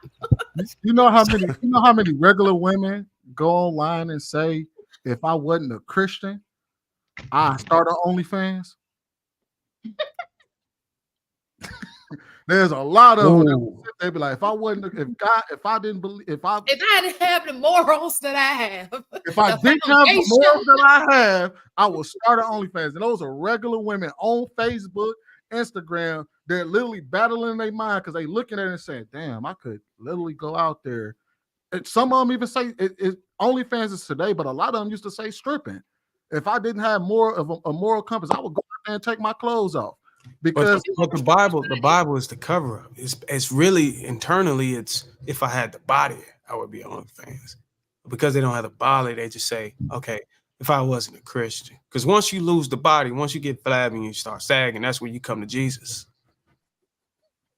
All right, if you just so I'm disqualifying me from that. I'll probably be disqualified from a lot of conversations. Let me let you do your thing. Thank God the Lord is in my life. I'm just saying. If you just I'm just saying, I ain't gonna lie. Lie to you. Say See, Jesus you is not failed that damn I asked you. But I got Jesus. So Jesus is not they don't need a man. I think they the same women that said they don't need a man, and so now they're like, well, I'd rather strip. Well, if you had a man, if you had a husband, maybe you wouldn't have to think about all these things. I'm just saying. Okay, if you're just not tuning in, will you please I'm make with sure you you there. hit the like button? Also make sure you cop that Tej Hanley skincare for men. Gonna go ahead and go through these few super chats we got here. Let's see. All right, we got the AP accountability partner with the $5 super chat says this must be one of those topics Sweeney came up with by himself. What Stop it. Get some help. Get help. Stop it. Get some help. Hey, that got nothing to do with me. Let's see. Big Ant 11 with the $10 super chat. Sweeney, Lisa Bonet in the movie Angel Heart, the finest woman to ever dance with the chicken. I'm not into voodoo, but she had me thinking. Let's see what we got here. Reese Anderson with the $2 super chat. Sounds a lot like voodoo. I think this is the same guy. Reese Anderson again, $2 super chat.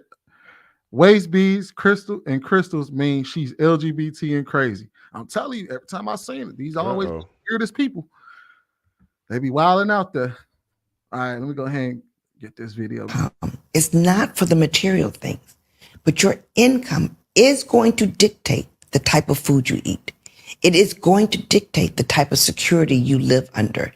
It is going to dictate the type of protection that you give to your family. It is going to dictate the future of your parents and what happens to them later in life. Hold on, wait. I got to replay that. My bad, y'all. Your income is not for the material things, but your income is going to dictate the type of food you eat. It is going to dictate the type of security you live under. It is going to dictate the type of protection that you give to your family. It is going to dictate the future of your parents and what happens to them later in life. I think that was it. Don't be surprised if she asks with a cash check.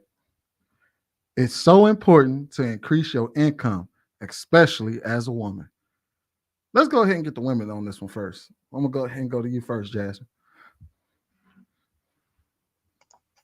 It's so important to increase your income, especially as a woman. Yes, it is, especially now in today's time with the inflation and everything. Like you gotta get your coins up.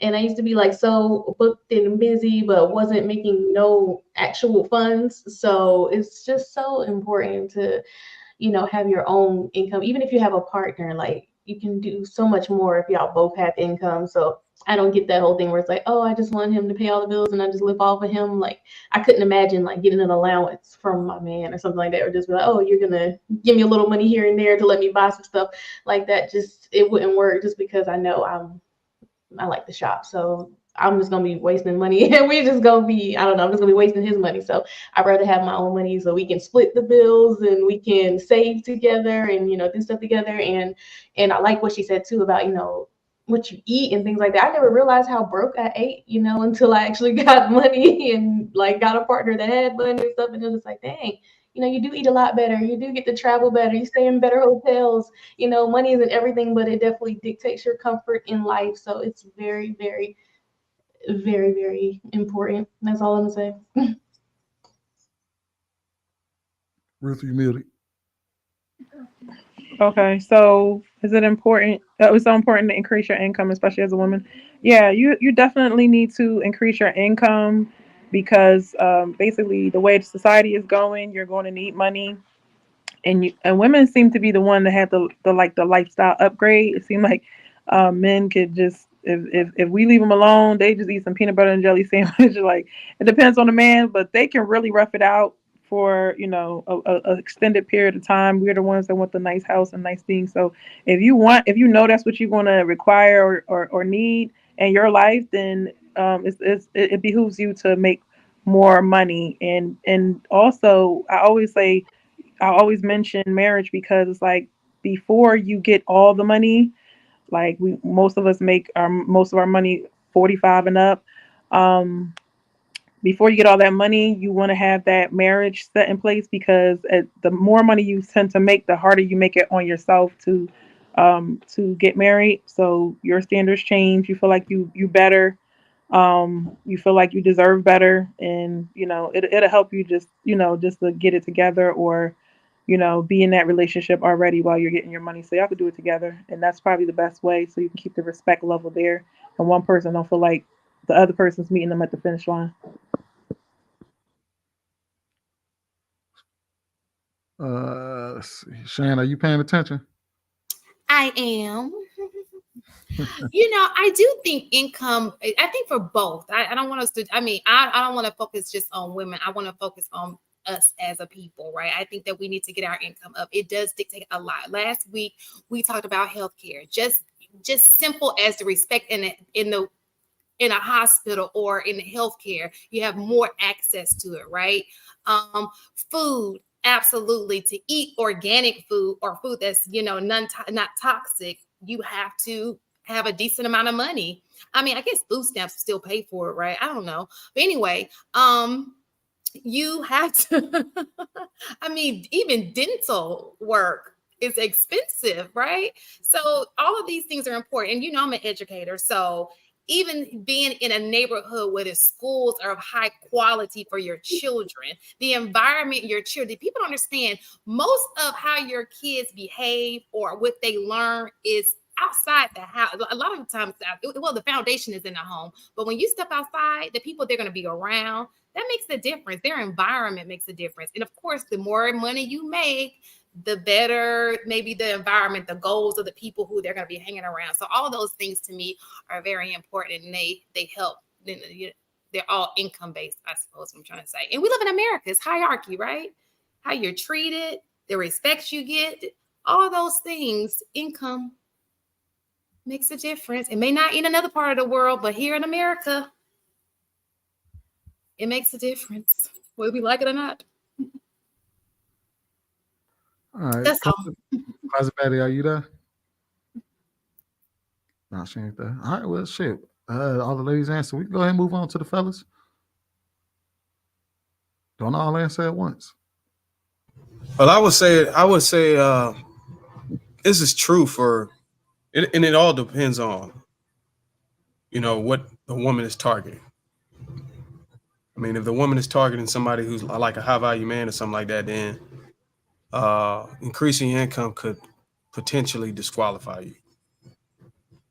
I mean, if you're going for an average dude or a 50-50 relationship, then yeah, this is a good concept. This is something you want to prioritize.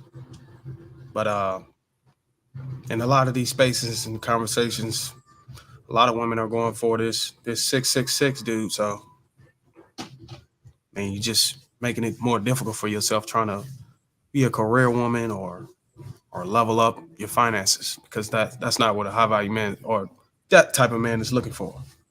That's all I can say about that. All right, go ahead, Trev. I think it's directly tied to the environment you were brought up in, right? So when you look at some of the most miserable people that I know, a lot of them have money, but then that saying "more money, more problems." Sometimes it depends on what you have going on, right? To be honest, even if you're gonna say that a lot of people who are wealthy are happy too, the happiest people that I've ever witnessed don't care about money, right? Especially when you go abroad, and I hate to keep referring to that, but like a lot of people, they just are most happy with their family. They're more happy with just the community. Just that's it. That's all they care about, right? So that's that part of it. Now here in America, it's absolutely a bit different. I don't get mad at women when they're looking for a provider, right? I don't see the issue with that.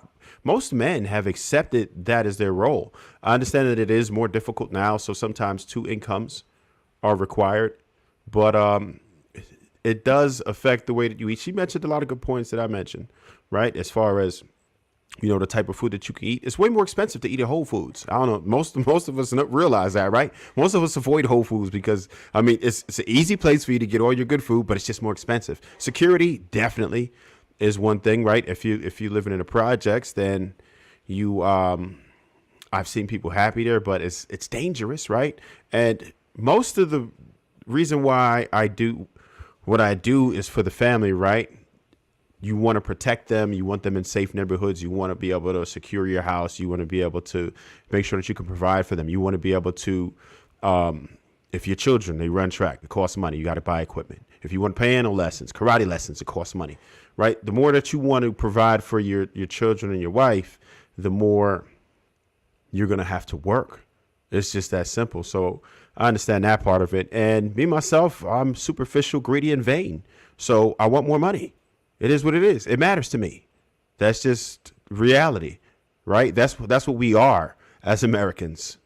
I can definitely say for myself and a lot of other people that that's just how we feel. We want more. And even when we get that, then we want more than that, right? I thought I would be satisfied a long time ago. When I said I would make a certain amount of money, I'll be good.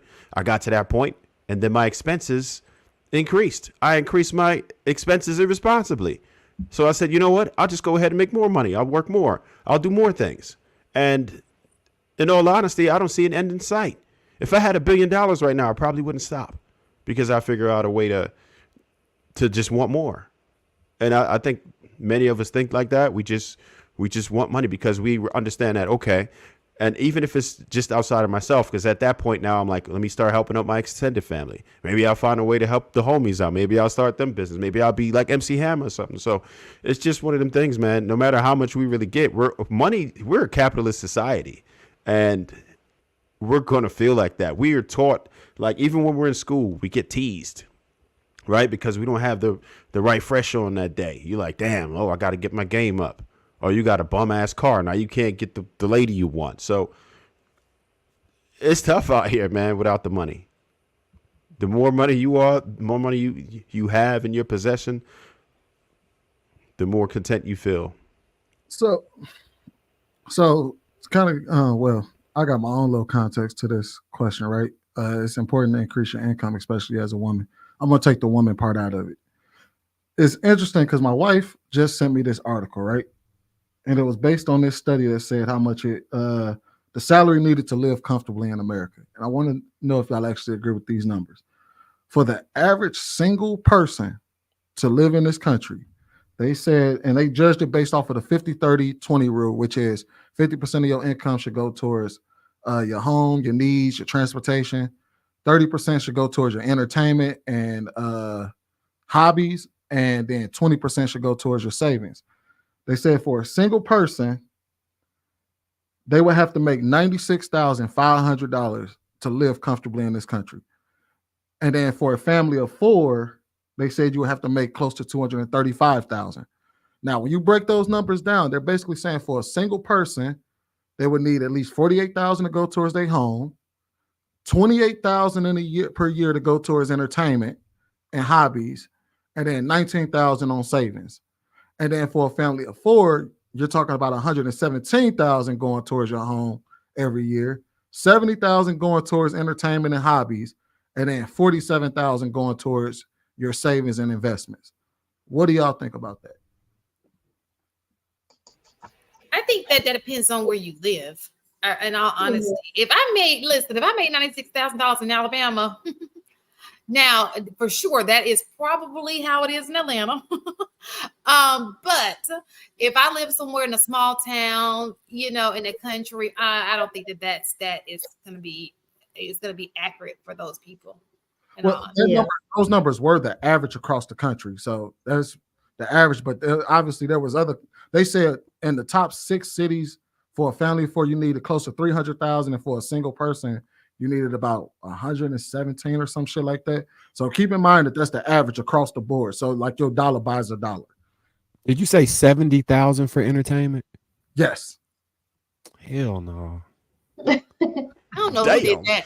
You know what, sweetie? I could see why they kind of coming up with this, right? Because when you think about it, right, the average person is making just over 50, and there's almost 70% of Americans who live check to check. So that ain't comfortably, right? And when you're talking about savings, and most people are going to fail with retirement, especially after the Social Security crash, which is coming. So yeah, I could see why they came up with those calculations. They might have went a little high on the entertainment because that's not necessary, but I guess maybe they're including vacations and stuff like that. So comfortably, where they're not really worried about anything, if we put it on that premise, then those numbers are probably pretty close. 70K for entertainment, bro? I think they probably were taking into consideration the behavior of this generation. Like, this generation is more likely to travel. They are more likely to do, there are things that we're doing now that maybe, we weren't doing before. So they probably took all those things in consideration.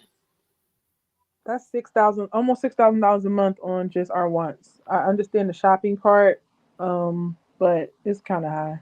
It's not that necessary, especially like you said. If you move somewhere, I feel like these numbers are for like New York, because that's like a $4,000 a month house payment. But honestly, some places they do pay. In Miami, they pay up there. Depends on what city you're in. And that's just unnecessary. That's 70K. That money be disappearing, because that's around my look. It don't be seeming like that much money when you. You know, problem is, they said live comfortably. How much of us budget? Y'all live on y'all budget? Do you want most of y'all budget, or you just do what you want to do? But you try to budget, right? So I think this is like minus budgeting. This is when they say comfortably, that means you're not really worried about executing anything. When you want to do it, you just do it. That's what comfortable is to me. Like when you don't have to worry about pinching or saving or hitting your digital coupons on your ShopRite card. You just do what you want to do comfortably without all that extra work. If you did it like that and you move like that for real, I could see you spending that type of money. And that's how they live like in America. and the second thing that we're underestimating is the savings. Like we don't save like we should, or better yet, invest like we should. So that's a major part of it too. That we don't even. Only thing I agree with even that put that into our 19K equation. savings. I think that's the 401k max. If I'm not mistaken, it might be 23,000 right now. I don't know if anybody know the max number. Huh? Depends on your age. If you're over 50, you could bang them out for some more. Yeah, that's the only number I agree with on there. That 401k savings number. Outside of that, no. So you all agree with the 48,000 for a single person per year, just on like their home needs? So a $4,000 a month mortgage, or Yeah, so it'd be what total for the around year? like 4,200 a month. No, that's not So enough money. no. So with that number, first of all, you don't even get half of that because you're gonna be taxed. Okay, if you have benefits that are coming out of your check, because this is around I'm talking from experience. That you don't be feeling that. It don't look as great as it sound like it look, right? Unless you cheating the government out there claiming more than you're supposed to claim. Your wages being garnished? No, but so first of all, okay. So another thing too is I have a pension plan. So a large chunk of just a loan for a retirement for me is like $600. It's a lot. But we don't give into Social Security. We have our own plan, and they kill. The more money you make, the more you got to put into that plan, right? And so then my health insurance, all those things that come out of the pot. Like I said, I'm getting hit just from taxes. So Yeah, I get what you're saying because I don't get taxed at all. So I can imagine. That's life. You living the best life. No taxes. And they come for you first. No, he just knows how to lower his tax liability, and that's something that all of us should learn. Start with an LLC, work your way up. I know exactly what you're a veteran. what That's talking why. about. Actually, I'm a veteran. Yeah. So. That's a whole nother. Well, Yeah, that's another. that's why I That's say another out. That's yeah. another out. That helps. All right, Daryl. I see you've been sitting there waiting patiently. I've just been listening. I mean, I think money is important. I'm a finance and accounting guy. I'll do accounting. I used to be accountant for a living. But I mean, yeah, money is important. You need it, and it is going to shape your lifestyle. So I know it's for me. My journey definitely when it comes to like getting women and stuff like that. I mean, money or not, I mean, it didn't really matter. I guess maybe for me is what it is. It was what it was. But I mean, it just changed my lifestyle. Like being able to eat better. I really like to eat, go out and eat a lot. But also cook at home. So I like nice furniture, nice things. So I was able to get that. But I mean, it's just about what you really like, about what you want, what your morals, what your values are. I mean, I'm around a lot of executives, C-suite executives, so hearing their perspective around how much money they make, what they can do with their family, how they use their money is a lot different than a lot of the conversations that I have, with individuals like myself, come from where I come from. So, you hear about billionaires giving their money away just because they don't. It comes with a lot of responsibility. So the more money you have, you can be more secure as far as security is concerned, but you do have to think differently. People kidnapping your children and trying to extort you or like shit like that. So, it's just. I mean, it's just it is a necessity, but it just depends on who you are, what you like, your morals, values. But I'm not going to disagree that you don't need money in life. You definitely do, especially in America. So There was a study done about I believe it was not appreciation but benefit of life, or let me see, it was a certain number. I could be off. The study I'm talking about, Sweeney? I think it was like 87K that your life at a certain threshold, the more money you made became a hindrance up until a certain point, right? So it was like the difference between do anybody know the study I'm talking about? There's a study that talked about after a certain amount of money, it no longer matters. Yeah, well, they were saying like your lifestyle increase is not negligible, or it's not an accurate increase in lifestyle past a certain point. I mean, when we get into the millions, then it changes. But it was like making after the tax hits, and then after the things that you potentially could buy that you want within reason, you around it, because it was talking about trade-off work-life balance, and they were saying that if you were making like I'm just gonna throw a number out because I don't got the study offhand. But say you made 100K, the lifestyle that you were able to have isn't much different than 150K. So if you was killing yourself to make that extra 50K, your lifestyle actually decreased. But I can't think of the study though. None of y'all ever seen this before?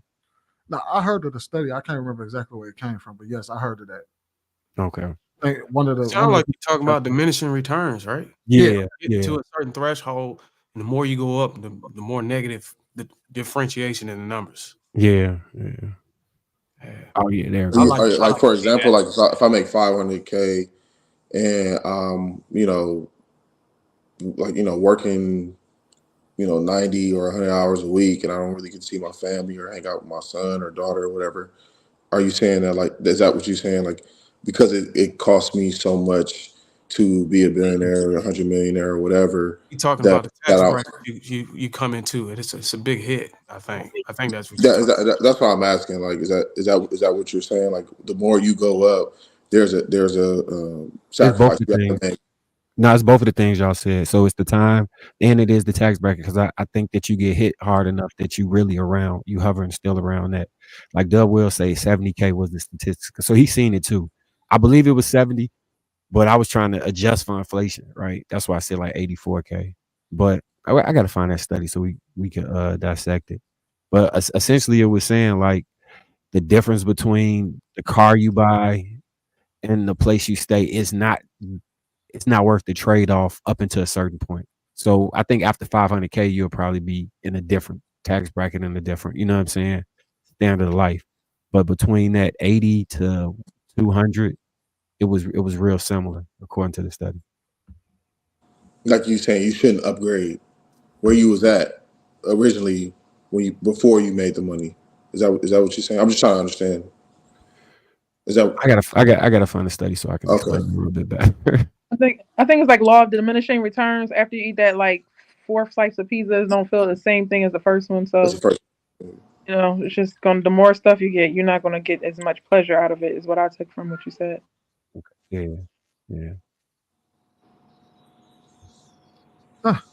Okay then. It's like, so basically like if you love sex and you get one woman that's good, but if you got like 10 in there, it's gonna be hell. It's probably gonna be like distasteful at that point. Diminishing returns like that. Yeah. That does work that way. Too much cooking. Yeah, it does work that way. Do y'all think, because I'm trying to cycle it back to the video, right? She was talking about how money changes, how you live, how your parents live, what your investments and all of that, right? Do you think that how your parents lived, that you are supposed to change their lifestyles in retirement? Or do you think they must be in the same position that they were when they, because she was talking about how you take care of your family in retirement, right? She was like, well, how you take care of your parents. Do y'all think that you should upgrade your parents' lifestyle from the way that they lived prior to you, like while you were growing up? Or I don't know how I'm answering the question. My bad, man. Yeah, I mean, I think you do have a duty to your, it's part of my order of priority is my family, and so like, I think, you do have a duty to make sure that they cool, like they good. Like for example, if my mom struggling, she 50, or I see my dad struggling, he 55, 60, whatever. I'm not just gonna lie. If I have the ability to change that, I would. And I think that, I don't think it's something I want to do, but it is something that I prepare for. Just like, I have to prepare to be, if I want to be a father, God blesses me for that. Like, I have to prepare for that. You know what I mean? So like, like we're going to get older at some point, and, I do plan on like living my mom and dad at some point, because it's just, they're older than me. And so, when I see my dad, like, move his family in with him when they was living out of state, things that he does for his family, I mean, I can see the kind of effect it has on him, but you have to prepare for those things, because, they took care of me, when I was in Pampers and diapers. So at a certain point, like, we're going to get older, and we're not going to be able to take care of ourselves at a certain point. So I think, that's our responsibility. at a certain point, if they. So I think to answer your question, I think you should prepare for that. Like you should think about that. If family is like high on your priority list, which it is on mine. So, but it's a catch-22. You don't want to ever not put yourself in a certain situation where you're not living the life you want to live to do that for your family. But at the same time, you want to make sure that like, you want to think about these things. Like if anything was to happen, I can be able to take care of, a house that my dad had, and if something happened to him, like I don't want it to lose it, to the state or to the county, right? Like if I don't pay the taxes on it, so I want to be able to pay that. Think about, okay, what are the taxes to a certain, maturity level, certain point in time in life. Like these are the things you want to start thinking about. Just because at some point, you want to, at least for me, I want to get ahead of it sooner rather than later. So. I don't think, well, I guess that's his opinion, but me personally, I don't owe any obligation to taking care of my parents. And it's not they raised me, so I got to take care of them. No, that's not how it works. You know what I'm saying? I can see making sure they don't go to the old folks home or something like that. But as far as like leveling them up, that's a privilege. That's if I get the opportunity to, and I want to do something generous, I'll do that. Like, right, that's what I said. A lot of NBA players for making multi-million and buying their mama house. That's cool, but you're not obligated to do that. Right. In fact, I think Kobe Bryant's parents are beginning to sell his championship rings and shit like that. Like, I think that as an adult, you know what I'm saying, you have 24 hours in a day to get your shit squared away. If you happen to bring kids in there, you can't bring kids in the world with the hopes of them investing in you whenever they come up. I mean, it's not supposed to be that way. You're supposed to, get them developed so they can grow wings and fly, not in hopes of them coming to take care of you. You know what I'm saying? That's why you go and work and you retire and make a living for yourself, and then just hope that they can do the best they can and bring you some grandchildren in. But that's just my thought on that. I might be a dickhead for that. When these parents are expecting the kids to fully take care of them and upgrade their lives, like they have to make sure that they were completely investing into the kid the whole time. That kid got a business idea, you should be the one pumping all the money and making sure that happened. If you didn't do that for your kid, you should not expect them, with inflation and all that's going on. They have kids and all this other stuff, more stuff than you have on your plate, or the same, for a miracle to be pulled out at the last minute. It's not going to happen. So people have to adjust their expectations. And with all the stuff that's happening right now, everybody just got to be understanding. And if you have to downgrade. Some parents don't want to downgrade. Some people don't want to make those tough calls, but then they want to depend on their kids. So everybody got to make hard choices. Do you think it changed? So if your relationship isn't that good with the parent, right? Or you felt like you was cheated out of certain things in childhood, would you still feel the necessity to try and help to that degree? Or does it change depending on how the parent was? Some parents don't like they might be like they may do things that they don't respect your autonomy. They don't respect who you are as a person. That's going to affect how you show up for them eventually. Like you can only take so much, but if that person, they went above and beyond. Like some people, they do the basic stuff. They do the bare minimum as a parent, and they want kids to just go above and beyond. It's like, no, you should get whatever you gave me is what I should have to give you. If you went above and beyond one time, then that's what you should expect. But you should never you should be their parents' safety net. Of course, you wouldn't let something bad happen to them. But yeah, I do believe in taking care, helping your parents and all of that stuff. They helped you. But at the same time, it's like, I'm not going to thank my kid because I didn't plan everything out all the way. If they can't, then they can't. Yeah, like I think for me, I was first generation, so I see my family not really have anything but move me and my sister up out of the hood and all that. So, for me, it's like I don't feel like I'm obligated to do anything for them. If they need help, my grandmother need help, like I'm gonna help them. You know what I mean? Like if I had a means to, especially if I'm ripping around the streets with the homies or traveling or doing whatever else. Like me personally, I would much rather help my family if when necessary. You know what I mean? But my family don't ever look at me as like, oh, like Daryl do it, or like, Daryl, can you do this? Can you do that? Like for me, like they'll never put their hand or ask me for nothing. I think I just put it upon myself to be able to let them know, like, I just appreciate it. I could never be my parents' safety net. I'm sorry. I got two beautiful sons, and I plan on having me a little girl one day. I would never be a safety net for my parents. I have to reserve that net for my children.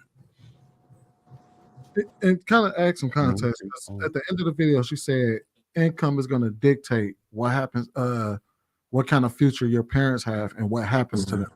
Right. And the way I was thinking about that is that a responsibility that should fall on your income, or was that something that they should have set up prior to you? That way, you're not responsible for what happens to them, i.e., how they're buried or their retirement plan or things like that.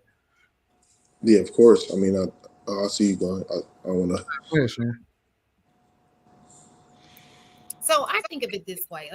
So a village raised me, right? A village is still raising me because I can call my parents to help me out any type of, and they will come. Even though I chose to move miles away, my family is going to have my back. So I feel like because they pour so effortlessly into me, I have to pour into them. If I still have both of my grandparents, and they are of age. If something were to happen, I'm moving my grandparents in. Like, that's just how the village works. You give to they invest in you and you pour back. It may not look like me breaking off money, but it's so many other things that, yes, you needed income because I would need another room in my house if my grandmother has to come live with me, right? So that helps. It just looks a little different. And as far as, and I understand what Bruiser is saying with his kids, but I don't know his relationship with his parents. So for me, that even helps with my children. Like if I'm raising my kids, if my kids have to say, oh, we're going to grandma's house for the summer, or my mom has to come here because I want to go somewhere to watch my kid, she's pouring into me. So why wouldn't I reciprocate that if I had an opportunity to do that?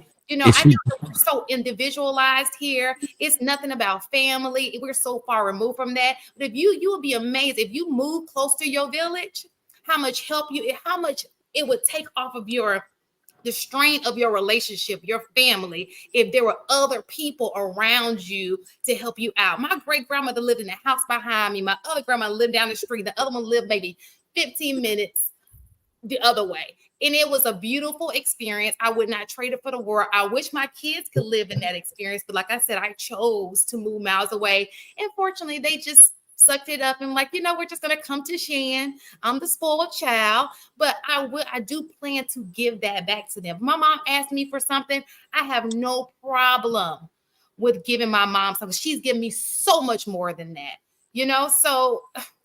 So I got a question for you, Shan. Mm-hmm. So you have a 3-bedroom house, right? 5. You, your husband, son, and daughter. Mm-hmm. Each kids got their own room. You and your husband obviously got the master bedroom. Sure. Your mother needs to move in with you. Okay. Who has to give up their room?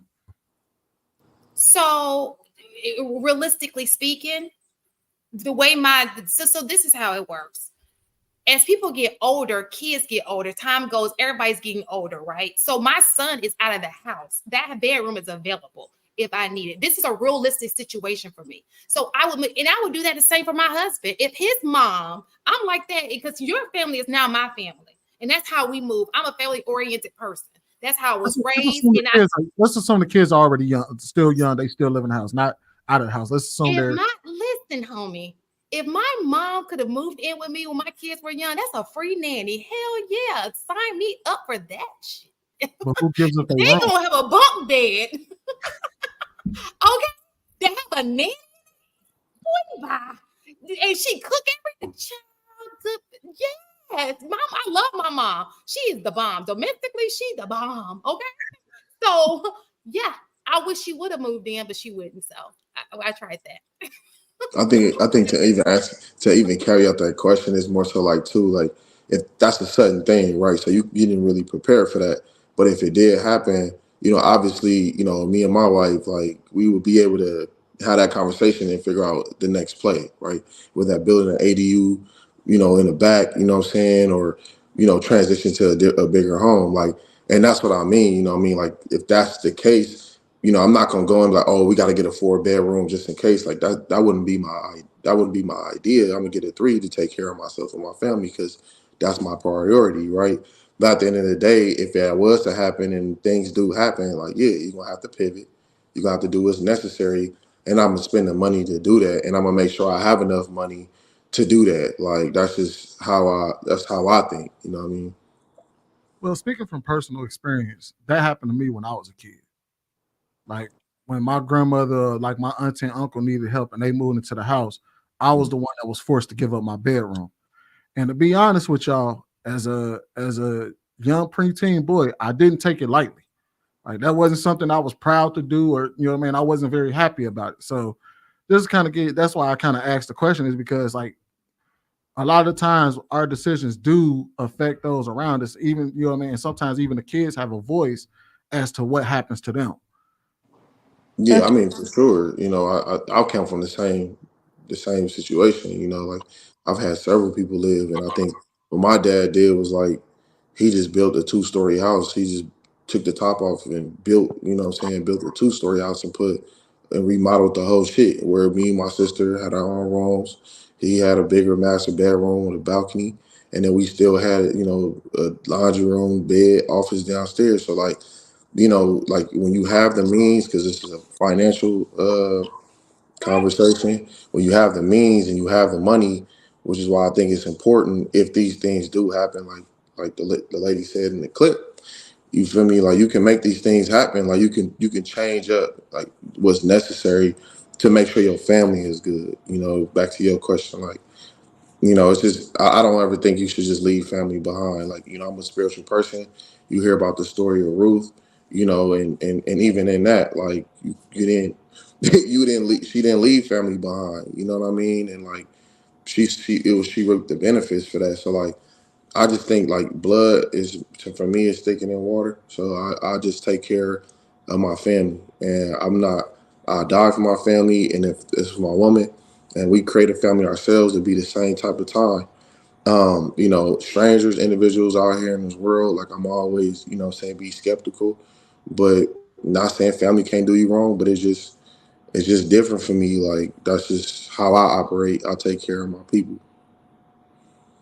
Did everybody speak on the topic? Can I say something? Go ahead. Sometimes the parents that want the help from the child, they have to be cooperative. You know, like basically you taking them on, but they don't want to do a will. They don't want to get life insurance. They don't want to do a bunch of things. It's like I'm not going to take responsibility for you, and you're not cooperating. And if you don't want to plan for the future, you everybody act like they're never going to die, and then when it happens, and you know, we got to figure things out after that. But they're still making decisions as if they're 100% in control of things, but then you have to bear that burden. So when you have to like depend on your kids, make sure it's a partnership, not just you trying to still dictate to your dying day how things gonna go for you, but you in their house or you need their help. You see what I'm saying? So sometimes they make bad decisions financially and they don't want to change, and now that's your issue. So it's kind of like, would you marry somebody that constantly made bad decisions financially and attach yourself to that? No. So if you want the help of the child, then you have to be willing to cooperate. And sometimes the parents are disabled, and so you're gonna say they can't work. You're just gonna leave them out in the cold. You can't. It don't like you can't do that. You can, but I won't. Well, here's the thing. I had situations like this happen. You gotta move on.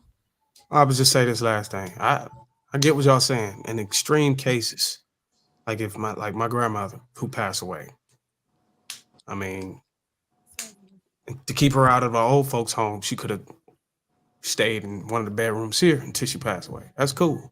But I'm not finna take care of my grandmother, my mother, my father, especially my mother. After she had my father, all the things he did for her, the life he gave her, and she walked out on him. Mm-mm.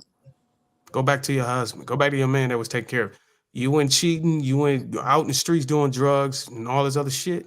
No, I see a lot of single moms out here that's trying to have all these kids and use their kids as safety nets in the future. No, I knew the situation that she was in. She was in a cake situation, and she ran away from it. So no, I'm not finna be here and sit here and take care of you. Go back to your man.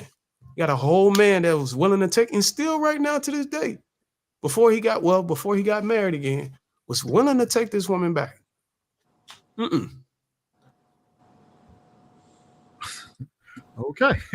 All right, we got a few super chats here real quick.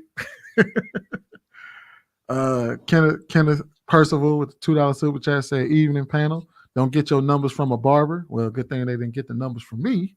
They got it from that study. Kenneth Percival with the $2 super chat again. Financial needs analysis by a licensed FA.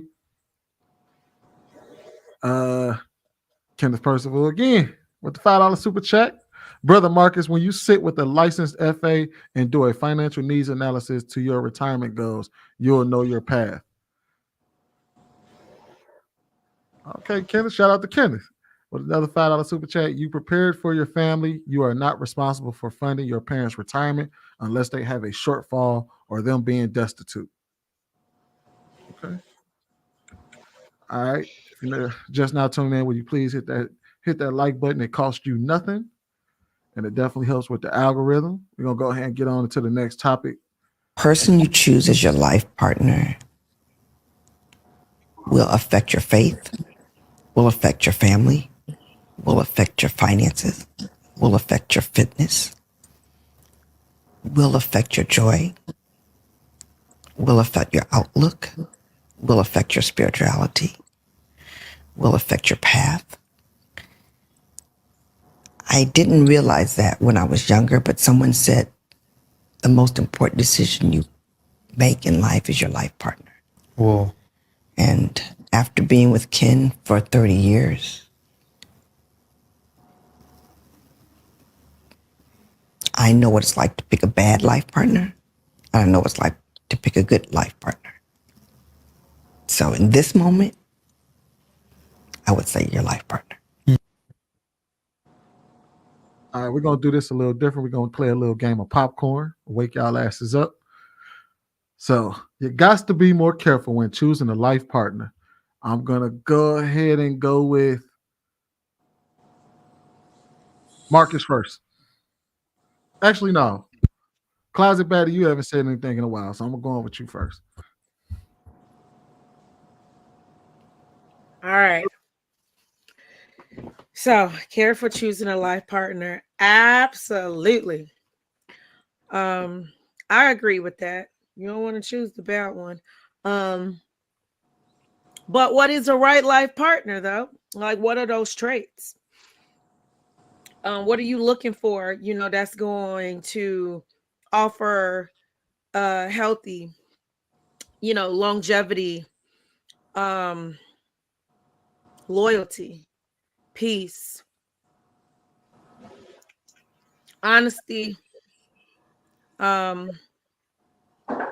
grace. You know, for me, I like alpha, very, very masculine men. You know, not like that man we saw in the video when we first got on here. You know, I'm gonna leave that man alone. So, you know, and it's just important that we gonna grow differently. You know, I'm not the same woman I was 5 years ago, 10 years ago, you know, 15 years ago, and I won't be 5 years from now, 10 years from now. So as I'm evolving, changing, and he's evolving, changing, you know, we got to check in, you know, and make sure our core is still there, and also pay attention to those changes and cater to those changes. I don't know. That's what I got to say. All right, who you picking? Closet. Who you picking? Go next. Who I'm picking? Go next. I want to hear from Shamona. Shimon. So I No. agree. I think it is the single most important decision you will make in your adult life, the partner that you choose. I think she left out sanity. It can affect your sanity, your emotional well-being, a lot of things. I mean, imagine if you marry a liability. You're gonna be struggling all your life just because of that nut you decide to marry, right? So I think that I agree. I think that is so important. I don't think that we give enough. I don't think we put enough thought into it. We just like, oh, I like him. I'm in love with him. Same thing with guys. Oh, she's fine. But we don't think about long term. Like, can I live with this person when the going gets tough? Is this the person who I want to be with when I get older? Who's through sickness and through health, all of those things that come along with just life, right? Can I rely on this person? Are they gonna dip out on me? Are they dipping out on me? So all of these things, especially women, I mean, well, men too, but from the woman's side, because I'm not a man, so from the woman's side, I mean, just how you raise your kids. If you're constantly worried about him, then you not putting the effort into your household, feeding into your kids, feeding into, what you were designed to do. So I just think that, and for men, I'm sure that there are some good points. I just don't know, as because I'm not a man, but yes, I think it is very, very important. It's women out here. It's a whole TV show about women committing crimes just because of the man that they chose. Like, she was out of her. Y'all know what show? What show is that? Y'all know what show I'm talking about? It's like a whole documentary based show. Is it Snapped? It's not Snapped. It's something about the love she chose, or for the man she loved. It's something with a line like that. I'm gonna figure it out.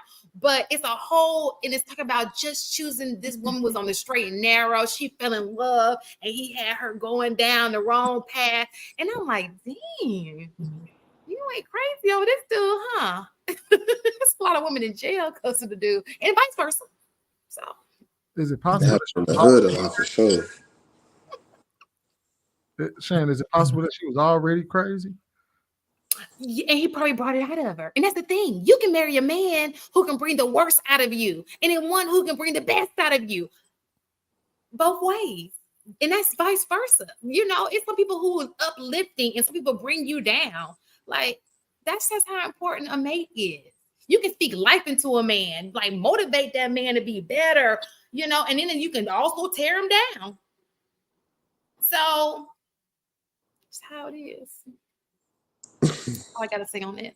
Oh, popcorn. I want to hear from. I can't even read. Yeah, let me zoom in on the screen because y'all know I can't see. Shit. I gotta wear my glasses. Let's go with Marky Mark. Yes, choosing a life partner is probably the biggest decision you're gonna make. When I was growing up, my uncle, I knew a lot of older men, right, that would tell me how these women would nag you, and how difficult it was to be around them, and how when menopause hits, you're gonna have a whole different person, and how they complained about him going to play basketball on Saturdays when they wanted him to do something else, or complained about just almost everything. They made marriage sound like a living hell. And I was like 20 something. I'm like, I swear I'm never getting married. You won't catch me. I'm just gonna be sliding and riding. That's it. I'm gonna keep it real light, extremely light. And then I started meeting different types of women that were similar to the women that they had married. And I was like, oh, I see what happened here. So I appreciate they sacrifice, because if it wasn't for them, maybe I would have ended up in a situation like one of theirs. But I paid attention. If you tell me something messed up, I'm like, why is it messed up? I'm looking for a solution. I'm looking at the things that seem consistent among the, the people that's complaining about the issue. And I'm like, oh, you pick somebody where you thought it was cute for them to nag you. You thought it was cute that she had an attitude and then she stood on business and cursed people out at the cash register. You thought it was cute that when you was she was upset with your mom, she was, fighting your family on behalf of you instead of trying to figure out how to make things work together. You thought it was cute that she wanted to make sure she had the newest car and flex because you felt proud being a provider and showing off to them. But you don't understand it. The same way she fighting your mom, the same way she gonna fight you every day. The same way she nag people in the line and she do all of that stuff. That's the same stuff you're gonna be dealing with at home every night. The same way she temperamental is the same way she gonna be with sex. All of those things that you thought was cute or you looked at as a sign of that this woman is gonna be faithful because she don't like nobody. She barely like me, so I know she ain't gonna go do nothing. You know what I'm saying? And you done picked a angry, cantankerous woman thinking that it was a sign of security. You done pick somebody who for whatever reason they burdened your life to the point that you view women and marriage as this end all hell that you just survive and do what's right for the kids. When that's it don't have to be that way. It's women out here with beautiful spirits that lift you up and is refreshing. You know what I'm saying? But it come from picking the right type of person. And you kind of got to have some discernment and find out, like, if you meet men who are happy, won't you look into what it is that make them they wife who she is and find somebody with similar desirable traits, right? Don't find the people who, oh yeah, this the type of woman that my family, that the older men in my family married, so I know this is a good woman because this the type of woman they had. No, it don't work that way. Them dudes be miserable. They be the main, yeah, marriage is a ball and chain and been together 50 years. Oh my God, I'm just waiting for my time to Jesus call me. No, you don't have to be like that. It could be fun. You could be happy with the person you with, and you can find some, like, look, my thing was attraction and temperament, right? And everything else we could work on. If you got the right type of temperament and I'm attracted to you, I could work on almost all the rest of that stuff as long as you're willing to work on it. But if all of those things run rampant, if you find somebody that don't want to work out and you are concerned with health and they just looking at you every day while you work out, while they body changing, you're gonna be dealing with that until that body shape changes. You trying to honor your vows, and now she 150 pounds heavier, or he 150 pounds heavier, and you just looking at them unattracted. Now the sex life decreased. Now you mad because you can't have sex with the person you married to, because the only thing that you could think about is how the gut go over the belt and the fupa, because you mad that you didn't find somebody that cared about fitness like that. Or you trying to go vegan and all they want to do is cook steaks and burn the house, how the house smell, all type of crazy stuff you could have avoided if you put some thought into that. I think when Daryl was talking earlier, that's really what we were saying about the vetting process. Like, the little things that don't seem like that big of a deal are huge in the long run. It's like broken window policing. If she's steadfast, she bullheaded as me, bro, y'all gonna be fighting. Bullheaded as me all day. Y'all gonna reach an impasse, a fork in the road, and then y'all can get divorced. You can see these things coming if you open your eyes. Don't choose nobody just off of sex. That's the last thing you should be choosing somebody for. Don't choose nobody just off of sex. Think about how you would, if your life went bad, how this person would respond to that and be there for you, and how, if it's good, they'll respond there and be there for you. And the bad is probably where you need to pick from, so you have a good baseline that you safety netted your whole lifestyle. So yeah, choosing a life partner, the biggest decision you ever gonna make.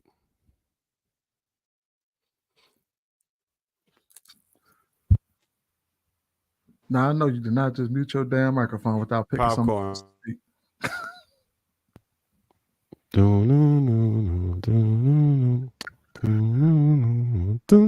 Jasmine. Jasmine. I feel like he said everything. He didn't leave nothing for me to say. But yes, I agree with everything Marcus said as far as the peace part and pretty much everything. I just feel like, yeah, I'm not looking for a life partner at this very second. So it's just, I don't know. I know it's very, very important, I'm sure. And I don't know, I just feel like I don't know. It's just everyone is just so unpredictable. So I just hope that whenever that person comes along, we just gel. Like nothing they do irritates me. Everything just merges well. Everything just makes sense. That's all I can hope for. And that we have the same beliefs and the same goals and the same, I guess, just the same ideas when it comes to what we're trying to do going forward. That's it. It's late. I'm tired. Oh, everybody getting Do you need me to pick for you? Oh, Trev. Appreciate you.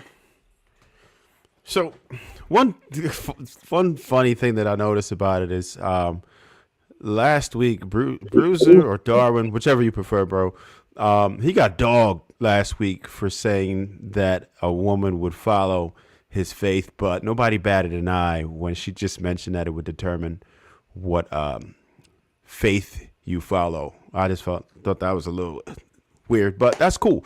So I'll say definitely I do agree, right? Because, you know, whether you talk about faith, whether you talk about finances, and it's different for men and women, right? So women, in my opinion, right, the way things go around here anyways, the women, and maybe even generally, right, they would follow the man. So he could lead her to the path of destruction, right?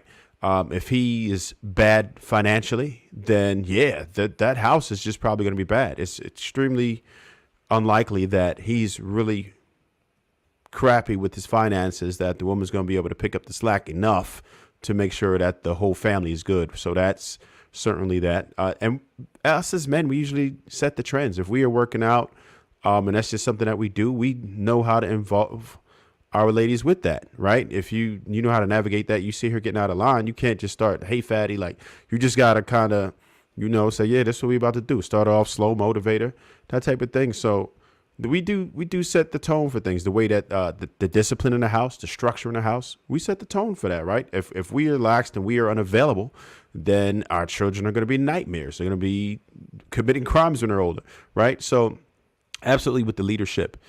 And as far as a man, if he marries the wrong woman, absolutely. Like Marcus referred to, chasing for tail, if that's the reason that you chose, you're going to be doomed because there's going to be a lot of things that are wrong. If she led with that and she led with sex in particular, then and caught you in her web, then yeah, you're going to be susceptible to a lot of things, right? She's going to disrespect you, and you already know what happens when a woman doesn't respect you. She's just going to do whatever she want to do. And she's going to lose attraction to you immediately, right? So she could be a lot of things, right? She could be a liability, like Shan mentioned earlier. She could be a bummer. She could just be a lot of things that would just drain you. And you don't want that, right? Because we always talk about those men who sit for a half hour in their driveway before they go inside the house because they just don't even want to deal with things, right? They got to mentally prepare themselves to do it. How productive do you think he's going to be at home? How effective do you feel like he'll be as far as running his household, if that's the element that he's dealing with? If he has to just mentally prepare himself to even deal, he's probably going to go and try to hide or shelter himself, right? So he can't lead a household properly. He can't be productive, and he can't make you any more productive, right? So I think that the biggest thing that you should look at when you're the most important element, right? There is, of course, just attraction, chemistry, but that is subject to change and subject to be attached to other things that are more important, right? So you have to see if is this person going in a direction that I want to move in? Is this person unselfish? Is this person willing to pour into me? Is this person willing to pay attention to me, right? Worry about what it is that I need as a woman or what I need as a man. Do they care about that, right? Do they try to fulfill your wants, desires, and needs proactively, right? Are they selfless, right? Do they really just make a conscious effort to figure it out what you want as an individual? These are the things that you have to look into, right? And also, something that we really overlook. Look at their outside relationships. See what type of friends that they have. See if they have any friends. If they don't have any friends because everybody's an asshole to them, then they're probably not a good person. right? If you can't get along with nobody and you ain't got no friends and you ain't cool with nobody and you don't like none of your family, if you don't like your family, one or two things are true. Either you're an asshole or your family's extremely dysfunctional and you don't want to be attached to either one of those. So if they're not good with their family, the hell with you. And that's serious. Like, and we ignore these things, and sometimes we take the route and thinking that we could go ahead and fix people. That's crazy. Don't take on that type of job, man. Find somebody else, for real. Let people repair themselves as an individual. You don't always want to take that task on. Unless you do that professionally, I wouldn't recommend that you take that task on. You're better off finding a person that's suitable for you, at least moving in the same directions. They don't have to be rich, but they have to be willing, right? You have to have people who just have a sound mind, because they will drive you nuts too. And you're just going to hate each other, and you're both going to be miserable. And it's going to end in what? The D word.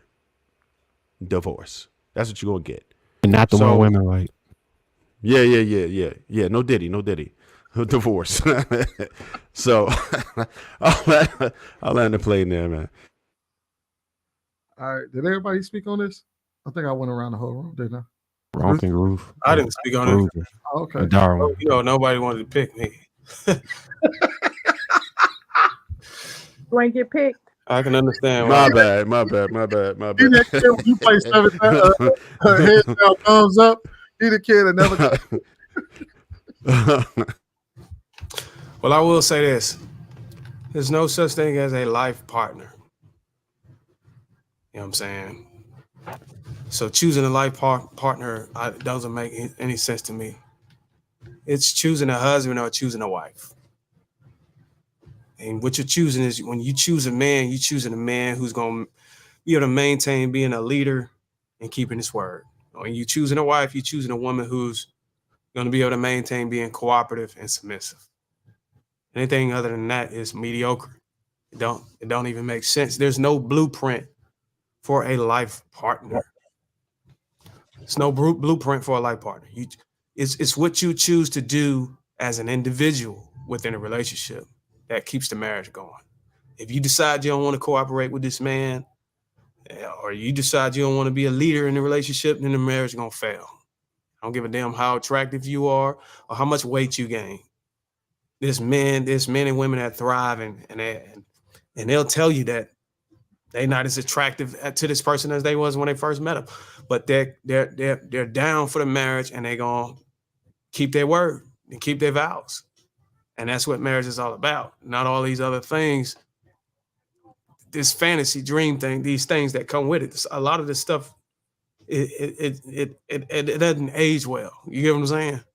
You got to be devoted to the overall blessing of being with this woman and being with this man, the overall blessing that God gave us, holy matrimony, to be together as a family, a nuclear family, and building a community together. You know what I'm saying? You just got to be devoted to that. A lot of the things that you're trying to get married for is going to run its course. It's inevitable.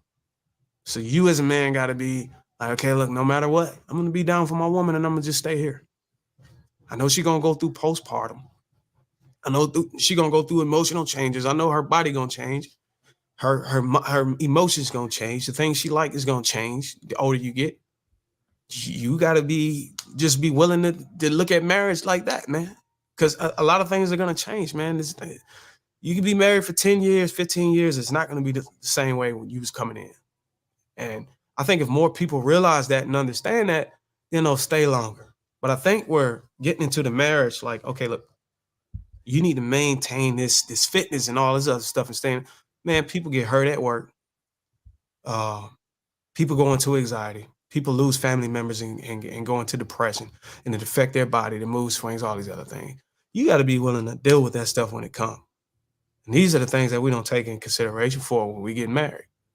And I think we're downplaying the power of marriage. It's really a sacrifice, man. All of the things that the normal person do or the normal couple do in a relationship, it's not the same as what you would do in a marriage, man. Once you get married, man, your deal breakers and your breaking point start to become real fragile. And it's a commitment to what God, brought between you. I think they call it a covenant in religion, a covenant between a man and a woman. And I think that's the thing we gotta, look at that as more precious, not the physical fitness and all these other things, or making money or whatever. That's all I can say on that. So, I can go. oh my bad. Go ahead, Ruth. And then I got a follow-up question for y'all. So I would say don't lean your ladder on the wrong building. I don't care how hard you work when you're starting a business. Like I started a business a long time ago about like a daycare. It was going well, things happened, and then next thing you know, I realized when I was in trouble, the person that I was with, they were not willing to help me to get it to the next level. We had people saying they were coming, they're bringing the other kids. They were so happy. We were about to be full. And then I just pulled the rug under. I was like, you know what? I'm done because my ladder is leaning on the wrong building. And the same thing in the relationship. I depended on the wrong person. I chose the wrong person and they were not there. It's not about money. It wasn't about that. It was about the willingness to make the sacrifice so we could get to the next level. So if I went and did the work, I didn't require any, sacrifice on your end. I made everything easy for you. And when it was your turn to try to make an effort or help, they didn't want to do it. So when you pick somebody, you go down this rabbit hole with them. If they are insecure, that's going to be your problem. If they're not financially responsible, that's going to be your problem. If they are stingy, that's going to be your problem. If they talk behind people's back, that's going to be your problem. So you have to make sure you're vetting for the right person. And sometimes we make the mistake, like if you're young, you might be overconfident and say, well, I know I can be married for the long term, or I know I can stay with somebody forever no matter what. But then you pick somebody that don't have the same level of commitment. You see what I'm saying? And then it's hard for you to find somebody that's quality when you're not quality. So if you don't have the right qualities, that's why people don't know what to look for. Well, look for what's in yourself. And if that's a good result, then you'll pick somebody great. But if you overlooking too much stuff and you overlooking all the red flags, a good person can end up with a bad person.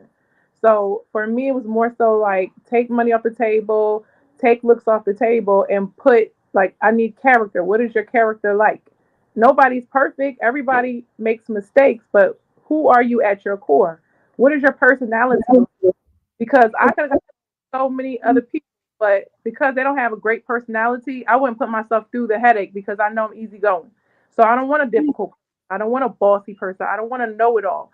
I want somebody that has is easygoing personality like me because that's who I feel like I will get something out of it. The other way around is like that person gets an easygoing personality, but they're difficult. Why would I put myself through that? And then also, what about your values? What kind of values do you have? What do you stand for? Do you have family values? Are we going to make if I'm not around, like, men say, like, if I'm not around, I want her to be able to choose the same thing I would. She would know what I like. We would choose the same way. But sometimes people are picking based off of who they can manipulate and control versus who, if you're not there, who's going to stand up and who's going to be able to make the same kind of level of decisions that you will be able to make. So also super hardworking person is very, very important because if they're not lazy, so a lot of people want to look at job title and all that, but if that man's not lazy, he's working his butt off, he's doing the best that he can, you could work with that versus, oh, he have to have it all together. And sometimes men make a lot of money, but they got 3 days, 4 days off. Like, what are you doing with your 4 days? Just sitting around doing nothing? So I look at all of those kind of things, and that's how I say you would choose your husband or wife, and that's what I say. Okay, so I got a follow-up question. I'm gonna actually start with this. So a couple weeks ago, I think it might have been last week, JR just did a show where he was interviewing these two ladies, and since we're on the topic about choosing a life partner, the topic of that show was hold on, let me make sure I got it right. Was trying to fix your partner in a relationship. And so this lady said something that kind of resonated with me, and I think it kind of applies here. And I'm gonna ask y'all my question after I play it. At that point, they're asking you to be like an accountability partner in that sense. So I think that if that's the case, it's okay to put in work to try to improve them. Because I do believe that your partner should be someone who can help make you better, right? Like you have to want it for yourself, but I think it's okay for your partner to create that safe space, create that accountability, be that mirror a little bit. Yeah, that motivation so that you do get better. I do believe that's an aspect of relationship that should exist. I will say though, something that my grandmother told me that I think is applicable in this situation, and I always think about it, is the same thing you love about a person is the same thing you hate about them. Meaning that the things that you fell in love with that person about during the dating process, oh my God, they're so ambitious. Oh my God, they're so successful. They have so much money, whatever the case may be. You know, I'm just throwing out examples of it. Oh, but you hate the fact that they're working so late. And you hate the fact that they're so, you know, obsessed with their career and all these different things. You know what I mean? Like, that's just one example. But like, sometimes, you know, the thing that you want to change is the other side of the coin of the things that you love about them. And so that's something you also have to like be like conscious of as their partner. Like all the things, all the benefits that I get from this is something that I really love, but like, you know, I don't like the sacrifices that goes with it. And so is it something that they really need to change? Or is it something that you need to kind of embrace and maybe ask them to have a better balance of? So that's something else I would throw out there. So my question is basically,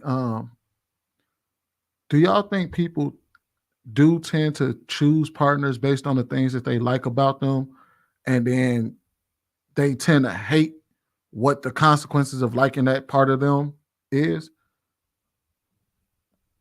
Okay, maybe I asked that wrong. Did I ask that wrong? Yes. Nah, you just explaining what she said anyways. Right. So what do y'all think about that? You pick somebody based off looks and money, and then you want to change their character. That you setting yourself up to fail if that's the case. You see what I'm saying? Like it depends on what you're saying is okay. It depends on that person's criteria. Depends. If you're talking about little tiny things and you're trying to help that person, like first of all, you should be able to accept somebody for who they are.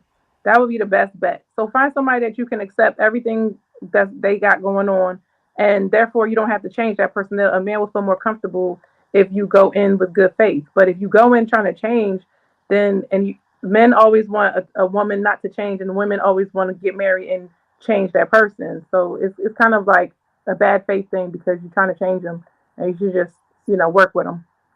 Well, I don't think that was.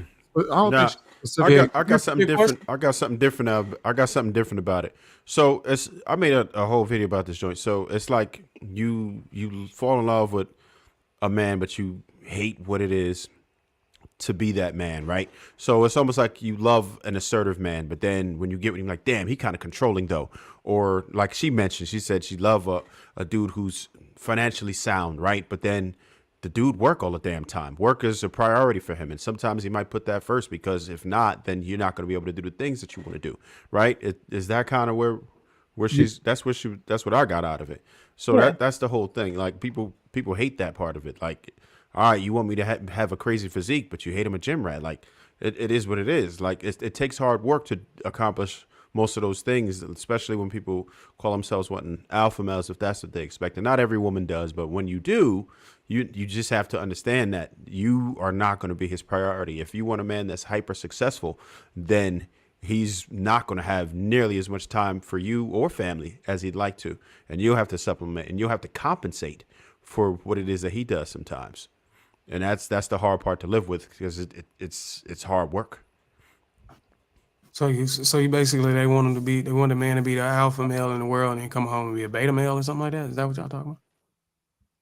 That could be something. I wouldn't necessarily say that's exactly what I was speaking to, or I think that Trev was speaking to, but that could be one of the things. Like basically you fall in love with this aspect of that person, right? But then there's a trade-off to it. Yeah. And the trade-off is the thing that you wind up hating about that person, you want to change about them later. So for instance, a man, you liking it, like she said in the video, the man is ambitious, he's hardworking and things like that. But then the trade-off to that later on that you hate about that person is, and we kind of talked about this last week, is he's at work 70, 80 hours a week. So he's not home enough.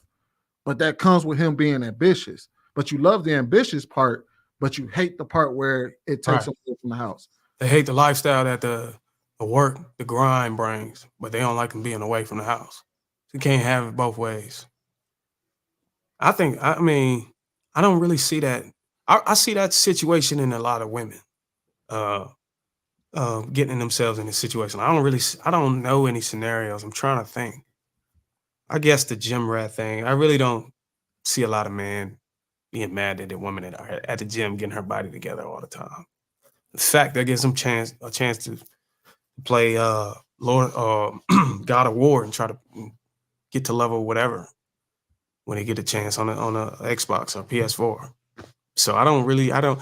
That's just a trait that I see in females. I could be wrong though. If I somebody got a correct. really good example for you, Bruce. Say a man that loves a woman that like he fell in love with how great she is, how great she looks, and how well she keeps up with her appearance, right? But then when he marries her, he finds out he gets where he finds out that damn, with this woman, it costs her $600 to do this. She wears the latest clothes, and then she gets her eyebrows pricked and prodded every weekend, and then she's in a bar beauty shop twice a week, and you hate that part about it because you're like, God damn, it costs me so much money to keep your looks up. But that's the thing that you absolutely loved about it was how beautiful she was when you first met her. So why didn't she stop? Why does he got it? Okay, so basically you're saying she was able to maintain being consistent and keeping herself beautiful. But then when he got into it, now it became his job. He took on that, and now he's like, I don't like, why can't you, can you stay at home and do your own eyebrows or do your own nails? Because I'm tired of paying for that. Why do we have to do it? And she's like, well, you remember those nails that I had the day that you got with me? This is the lady that does them. I don't know how to do that. You remember? Well, yeah. Well, I could see that happening because then now when you get into a relationship, if you do it the reverse way with the woman, you switching the responsibility. So that makes it equivalent to the man. But with the man, he's not switching the responsibility to the woman. When she come in a relationship, he's still paying for everything. He's still paying for he's still maintaining his business and his assets and stuff.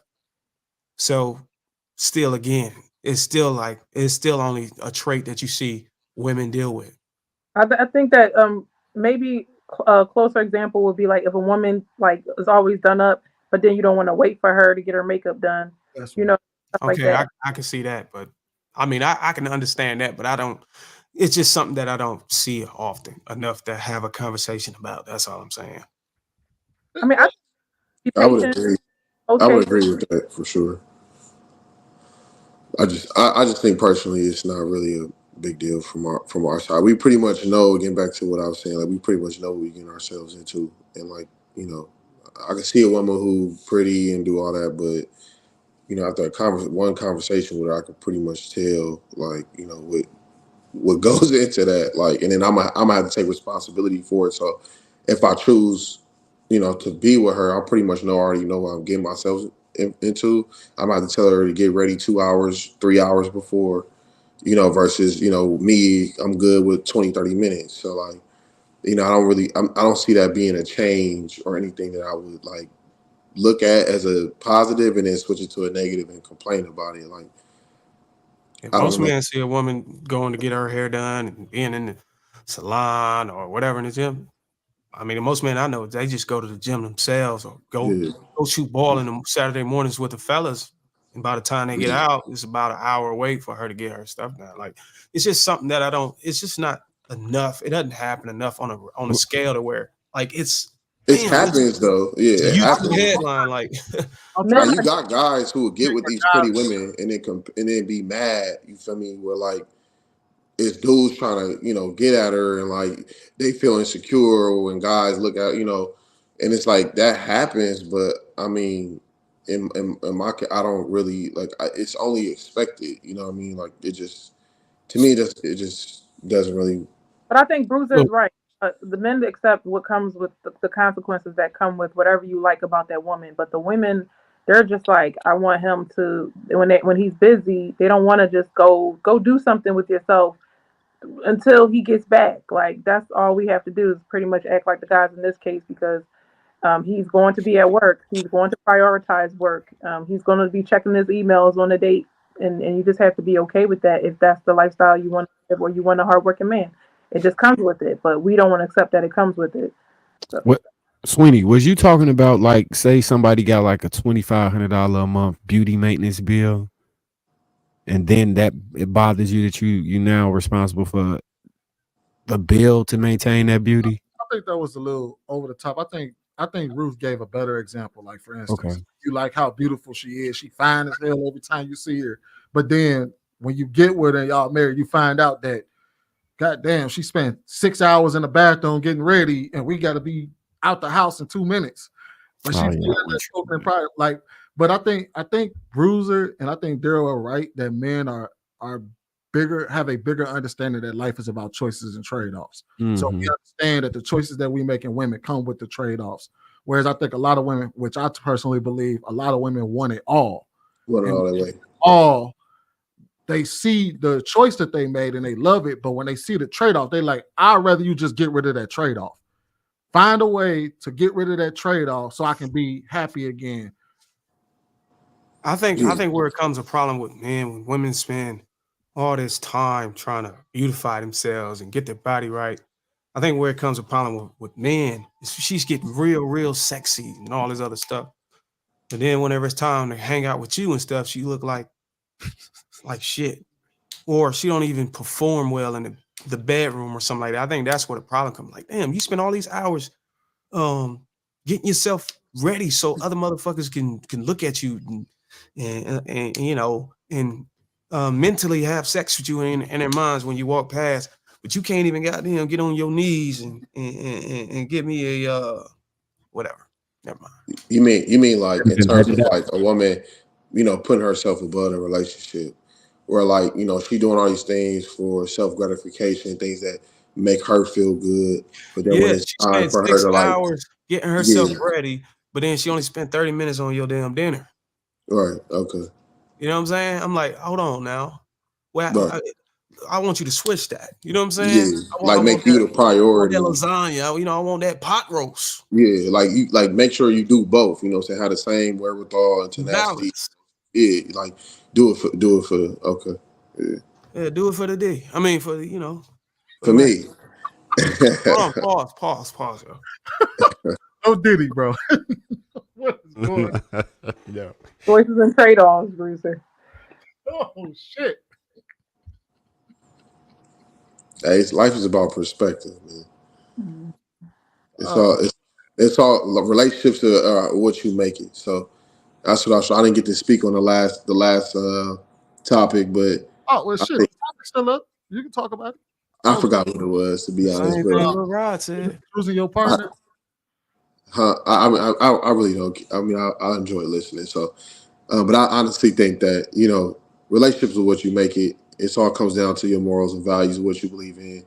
And you know, one of my friends, she was watching it live, and we was having a conversation around like, you know, this whole thing about sacrificing and giving up so much of who you are early on. I think it's a lot different, you know, for men. Like, I would never tell my son, you know, to go into any relationship, you know, in life, you know, whether that's, you know, platonic or romantic or whatever, thinking that he has to give so much up of himself and just to satisfy another human being. You feel me? Like, I get that relationships are about, you know, reciprocation.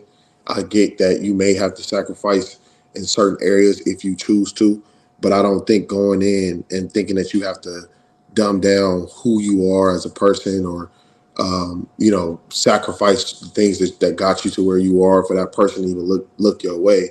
I think it's important that you know, you come with that. You stand 10 toes down on who you are, and that's going to help you make a decision around, you know, who's in front of you. That's for male or female.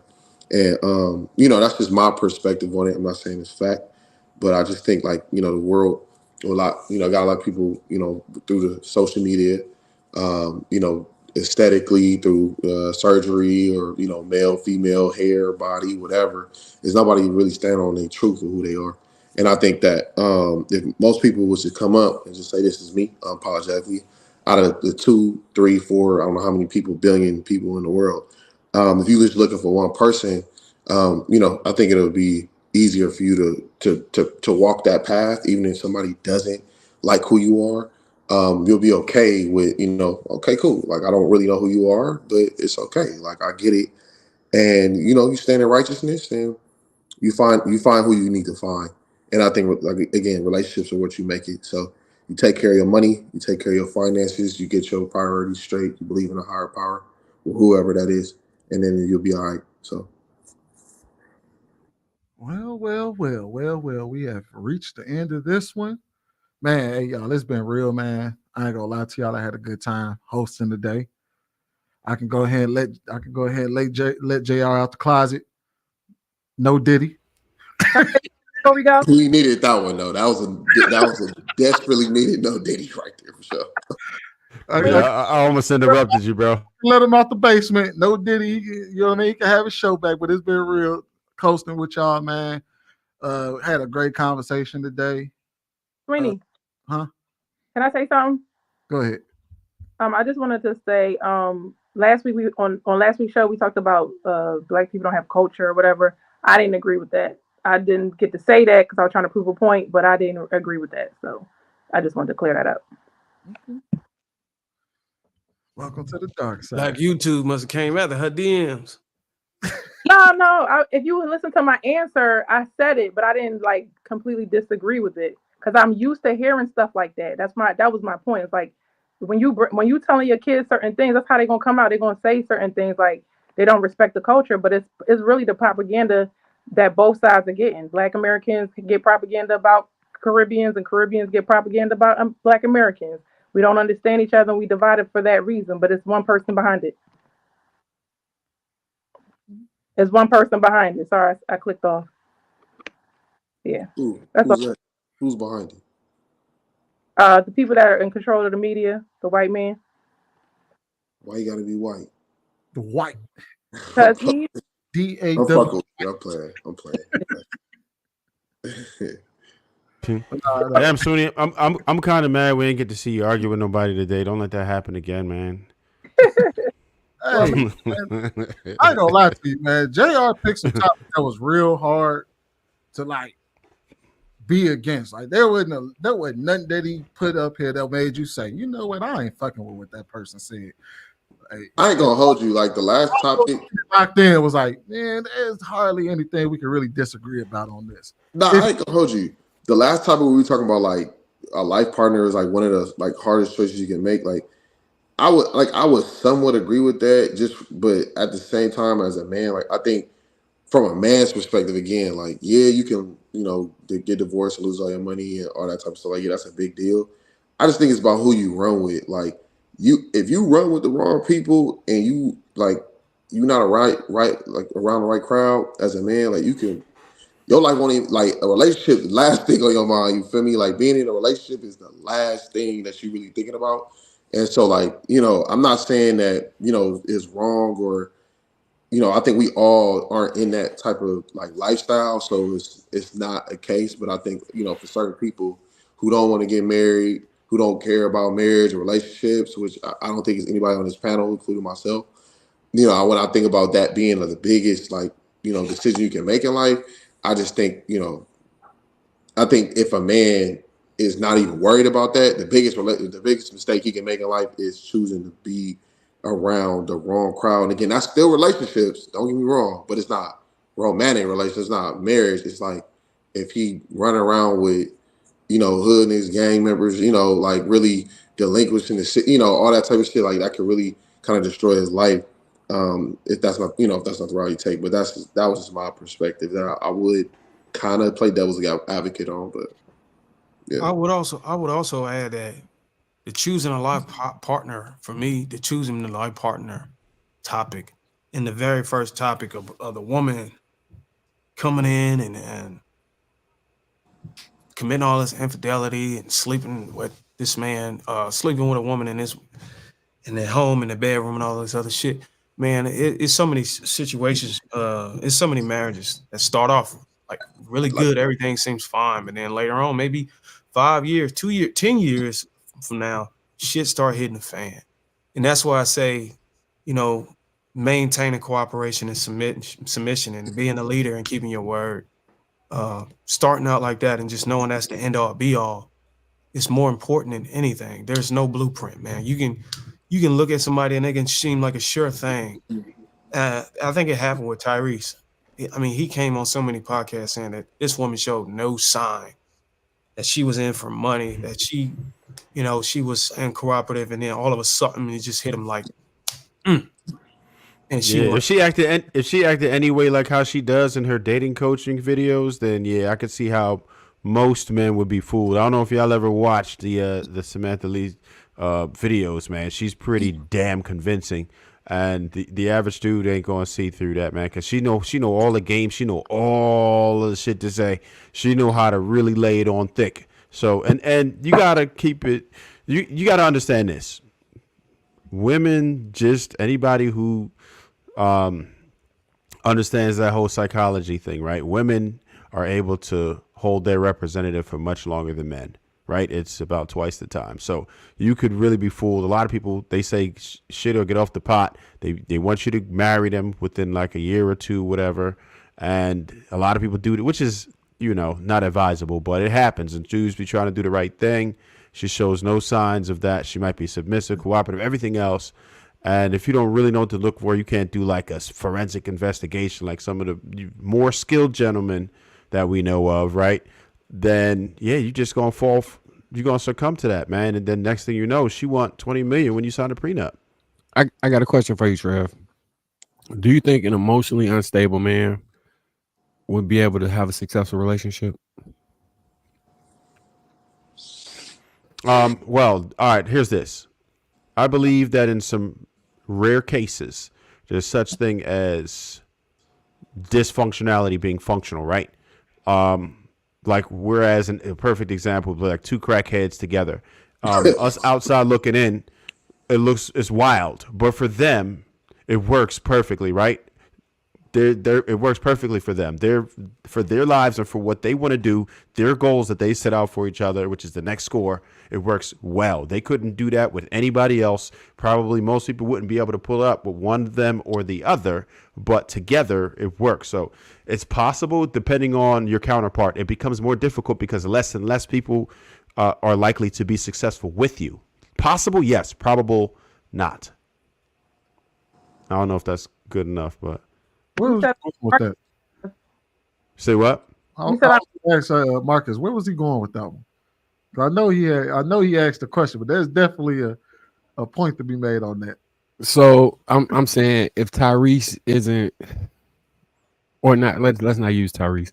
So if we gotta use him. We gotta use him. He was in the top. Yeah, go ahead and use it because that's what you meant. That's what you meant. Go ahead and use it. I know what you think about. I could be more specific. He's sitting there on IG crying. I know what you're talking about.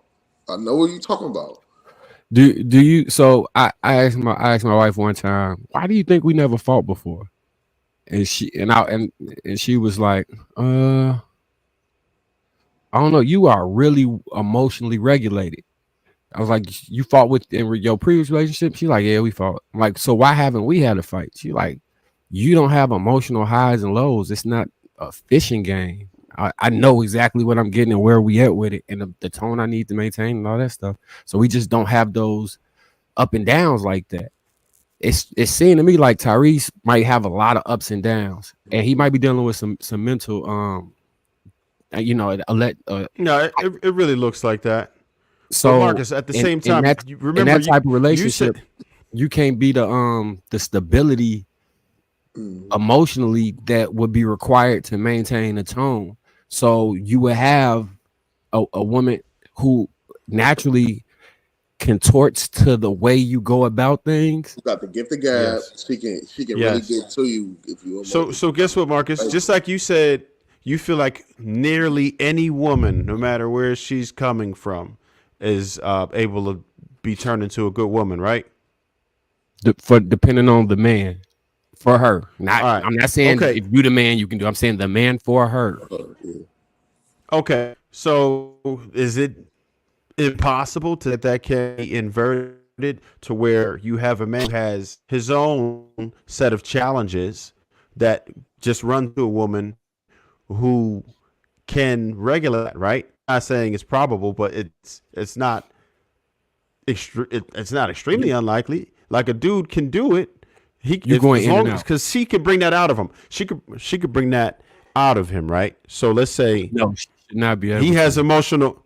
She might not be able to, but she might be able to. If he has his emotional, if he's emotionally unregulated, right, where he's kind of all over the place, but the woman just might have that level of patience, that level of nurturing, that she can just really just, okay, cool, I got this, and take over the situation. I'm not saying it's advisable to have that type of relationship, but you said, do I think it's possible? And I said, if that were the scenario, then yes. He can, she can. That scenario is possible, but the thing that's more than likely going to happen in that scenario is she'll lose respect. And that's what we just saw in the beginning of this whole, live. That's exactly what happened. So, because she's gonna more than likely need, if she don't have a good therapist, somebody to vent to that she feels is a rock, and if it's not the husband, that opens a door. If it's a pastor, that's how Brother Jones, the Lord know what I want. And Friday.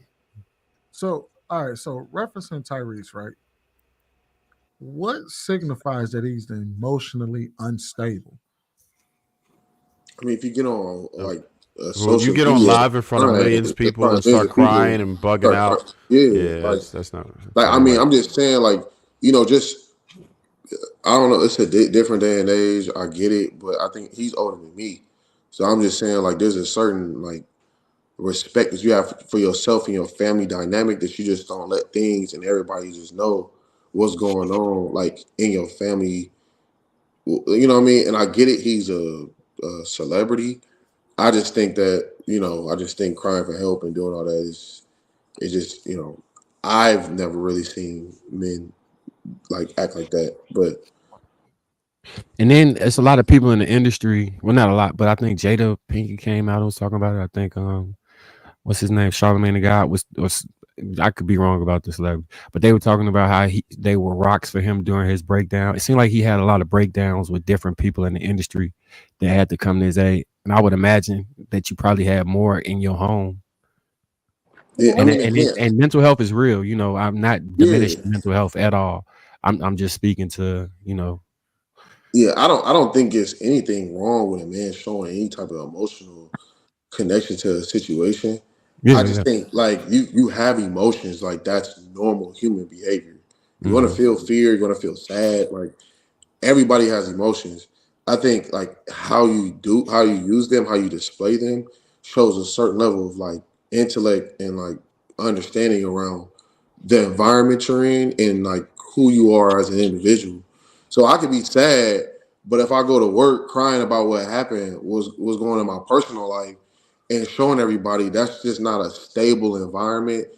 Like that's not what I should be doing. Like if I go to church crying to my pastor in private, doing what I need to do for myself in my personal life and working on myself, like that's totally different. But I think like when you're I like to use this term, like shitting and pissing your emotions everywhere, people just got to slip and fall in it, clean it up. Like it's just all over the place. I just think that there's just lack of responsibility and like maturity in how you handle your emotions. Like, I could be angry at a man, but I don't have to pick up a gun and shoot him or kill him just because I'm angry. Like I could have a dialect or I could just walk away. But if my life is in danger, that's a different story. But I just think how you handle emotions, not saying emotions are bad for men to have, but I just think like, come on now, like we all understand emotional and being emotional in that. Like this is me. And Sweeney, two more things. One, that stuff he was doing with DJ Envy's wife, that no emotionally stable man would do that. And secondly, and finally, wait. He admitted on his own that he was on meds. That would mean that you were definitely emotionally unstable. Right. I was simply just going off of the video to what more do you want from me? But what did he do with DJ Envy? Oh, he was trying to. He said he was trying to press. He's trying to press his chick. He was trying to press his chick, man. And then he said he didn't do it, but the messages were out there and everything. He was bugging out, man. He was like that's not something you would do. That was your man's, bro. That was your man's. That's not something an emotionally stable dude would do. He developed a relationship with his wife as friends, and then start getting jealous when she didn't return his calls on time. Yeah. Okay. Yeah. Marcus, I'm just going off of that one video because I don't know. I don't really dig into. I've seen a few times that he has gone live, and he's been the only time I've ever seen any of his videos was when he was talking in reference to his wife or the the situation with almost with losing his daughter. Outside of that, I ain't really paid attention to the shit that he did outside of that. But that sounds pretty goddamn emotionally unstable. I was gonna say, Marcus, the reason I think one of the reasons why you don't argue a lot with your wife or at all is because you also understand you like put yourself in, the woman's shoe. Like you put yourself in the other person's place. So you kind of already know how she's thinking, how she's feeling, and it's like there's no need to just elevate your voice or whatever, or you're not stubborn or things like that. So it already comes across that way. And back to Trev, you said I'm argumentative. Is that what you said? So do y'all think I was argumentative because I was like, No, I don't think I didn't call you that. Nah. I know you didn't, but I'm just saying you were saying I wasn't getting into any arguments, but does that just because you No, I was talking about Sweeney. I was making a joke on Sweeney. He didn't get into any arguments this week because he's good for at least one argument. I wasn't. Yeah. One big one. Nah, you not an argument. Right. No, that was all Sweeney joke. If you okay, I was just trying to see like if a woman just is like talking, do y'all automatically call her argumentative or uncooperative, or does it seem that way? I was just curious. For me, it's tone. Yes.